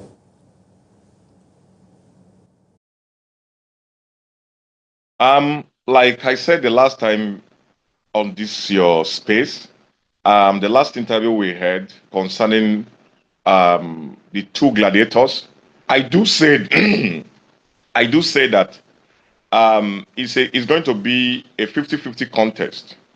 Yes, the senator representing the good people of Kogi Central, presently in the person of Senator Natasha Odwaha, she's ably representing the people very well. She's doing all, what a senator should do for its constituents. And I think that alone earned her the support of the people in case she wants to rerun or return to the Senate House. So she has done a lot of things, a lot of bills she has passed, and she has touched a lot of lives as well. So which I think she has the support of the grassroots, no doubt. Then talking about the former governor of Kogi State, which is the president of Alhaji Yahaya Adoza Bello, he is also another personality we cannot rule out, because being a former governor, and not just being a former governor, is a grassroots mobilizer, a man who has as well, despite his shortcomings, because there is no perfect governance anywhere. There is no 100% governance anywhere, despite the shortcomings that was recorded or accrued to his government during his time from 2015 to 2022 recently. We can see that he has done a lot of things for the people. So he's a man, is a name, is a household name, you get. It's a household name, it's a household name that every people in the grassroots are chanting. So to me, it's a 50-50, it's going to be a 50-50 contest. That is because as it stand, we can't authoritatively say that the Abelo has declared full interest. Just like we can't say Natasha has, because if you heard that Natasha's chit chat, she said she's still on a consultation journey. She's still consulting with her political supporters, with her family, with her political, associate. She's still on a consultation move. So we can't say she's going to, her name is going to be on the ballot for now or not. But same thing with Yahaya Bello, because Yahaya Bello has not officially come out to say, okay, I am coming out for this. However, this is a preparatory period where everybody, every aspiring aspirant, where every intending or potential aspirants are trying to make a niche for themselves for a convenient landing. So that is why you are seeing all of this happening. So what is happening is just like in every African society. So it's politicking. So because you procured a judgment from the Kogi State High Court against me for defamation, something like that, and Natasha has come out to say that this she tagged it procure judgment, because according to Natasha, this was a judgment that was served by Kogi State, one of the justices in Kogi State, because the person in question was appointed by the then Kogi State governor. So it is very easy to manipulate the judgment. Why don't go to Federal High Court? Why don't go to any court outside the Kogi State, and let's see if it is defamatory enough or not? But another thing I can point out from there is this. Like I said, they are both politicking. So they are both trying to play and toy with the emotions of the supporters. You understand? Because that is what an average Nigerian politician do. So you understand? So now she said, I do say in my last statement that it is pettiness for pettiness. You understand? So because what she came to say was that actually what in 2002 thereabout, the Kogi State government, that's one when Yahaya Bello was still in government, that she was accused of sponsoring terrorism in Kogi Central. And there is a case of jailbreak, that 2002, Owo massacre in particular, where she was alleged to be the mastermind of that event. And she went on Arise, she went on channels to defend herself. In the course of defending herself, a lot of unguided utterances, what I would call unguided utterances, were made, which Yahaya Bello picked as a defamation. So this was what Yahaya Bello took to the court, to the Kogi State High Court, where he recently, about 4 days back, he got a judgment of a judgment of 1 billion naira against the person of Poti Natasha Oduaghan. So this is all politicking. So they both know what they are doing.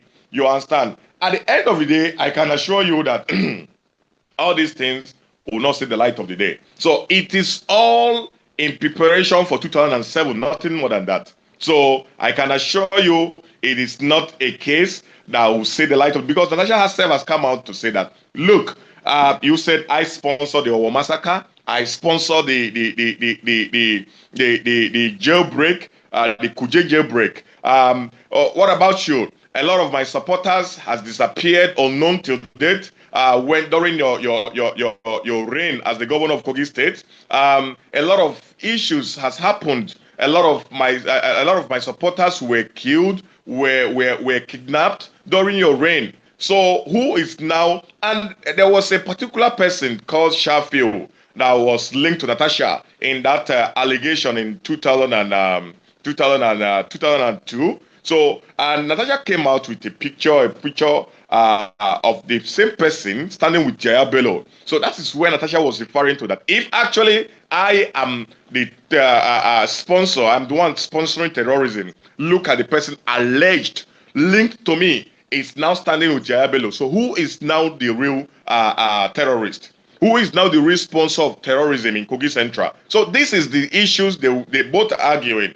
You understand? So I see it as pettiness. You understand? I think both should come out to tell us what do they have, what how am I going to, as a second, as an aspiring, a returning senator, what do I want to do to build on what I have done before? Which area do the constituents think I can improve upon? And I think this is the thing that we should be hearing. And at the same time, you, as a former governor of Kogi State, if actually you have interest for this position, you should be able to come out to tell us what you have done. What are you going to do differently this time around that to end the people's support? So not all what I term as pettiness for pettiness. So it is all political gimmicks. It is all political. It is politicking. So I don't see any big deal in what is happening presently. Very much. Two things quickly from your analysis so far. You talked about the fact that the person who passed this judgment in favor of Yahaya Bello was appointed by him as a judge in the state. That is one.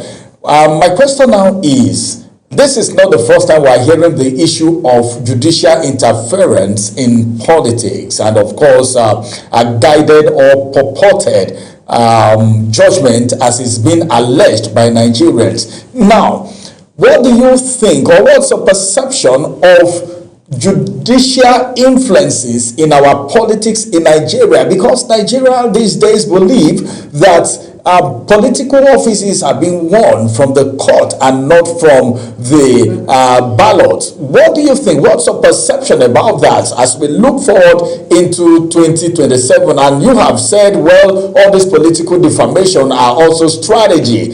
Does this in a way confuse or convince the electorate?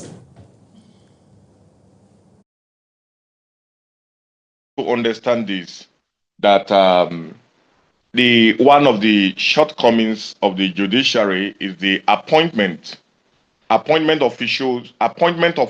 its officials by the executives. This has always been a shortcoming, a lapsus, which we have been agitating against since inception. That if only the judiciary can be independent in its finances, in its financial management, appointment, promotions, and the rest. But as much as the appointment of a judge, the promotions of a judge, and every other judicial officials are still from the executive, we cannot rule out. That is the beginning of the political interference. That is where it all starts from. At the state level, at the federal level. We saw what is happening during when Obi felt, which is the presidential aspirant of the then Labour Party. So we saw where he was alleging sabotage, that the executive did not, the judiciary did not serve his interest. It served the interest because they said he who pays the pipe takes the tone. So it's happening in all spheres, in every political climate. So Kogi State is not different. So and I do say it in this program as well, sometimes back, that I don't see any difference come to 2027. It's just the highest bidder. You understand? I think I do told Obasi then that it's going to be a highest bidder. So just have your money. Yes, it's unfortunate we've gotten to that point where at the end of the day you just try to buy the returning officers, the INEC officials. If you can at the local level or at the grassroots level, if you can play your own part by giving them what they want, at the end of the day you take the case to the court. And it's unfortunate what we are beginning to see is the survival of the fittest, of who pays the who pays the most. The highest bidder is going to be a thing of highest bidder. I can lose at the preliminary level, but when I go to the highest court of the land, don't be surprised. I am going to emerge the winner. It depends what I am able to offer. We saw what happened in Kanu, a situation where Garwa has been declared the winner at the preliminary level, but at the supreme, at the end of the day, who won? Abba won it. So it happened in other states as well. So it is alone. What is the effect on the people, on the electorate? It has declined confidence. It has reduced confidence. People doesn't have that confidence on the electoral system. People don't have the confidence on the judicial system. You understand? Because I am somebody who stretched my ear to the grassroots. I listen, I mingle a lot with the people at the grassroots level. So I hear a lot of things from them. So I just pity our electoral system. And I pity our generation, because at the end of the day, I asked myself, where are we going to? What is the hope if the electorate, as a matter of fact, these are not just hearsay, these are not issues emerging from the unenlightened or uneducated people of the society. A lot of people are saying, no, we don't have confidence. Because we don't have confidence in the electoral process, because we're in a situation where we have a credible candidate, but how financially buoyant is the person? So, Oga, if you are not financially buoyant, I think we advise you get that part, because we have now placed financial buoyancy above competency and integrity. Unfortunately, our time is up. We would have loved to talk more, because what's happening in Kogi State, we know it's all gimmick and part of the strategy for 2027, and many more may be coming from other states too. Among politicians, they are not predictable like Nigerians believe in, quote. Thank you very much for joining us on the program this morning. Thank you. All right, everyone. Unfortunately, our time is up. We can't continue with the conversation anymore. But then it has been established that whatever it is that is happening in Kogi State, according to our guest, is pettiness for pettiness, as the case may be, moral for moral, or half for half, whatever you want to call it. Well, 2027 is around the corner, and so many things unfolding. Thank you, everyone, for being part of Global Morning today. We'd like to let you know that the view of our guest is entirely theirs and not that of Global Television. Same way, the Global Television management and crew does not have editorial contributions to the various headlines taken from the national dailies for you today. Thank you, everyone. Once again, my name is Ramsey Enoch Agbo. And my name is Priscilla Obasi, and here's to wishing you an amazing day ahead. Bye. Bye-bye for now.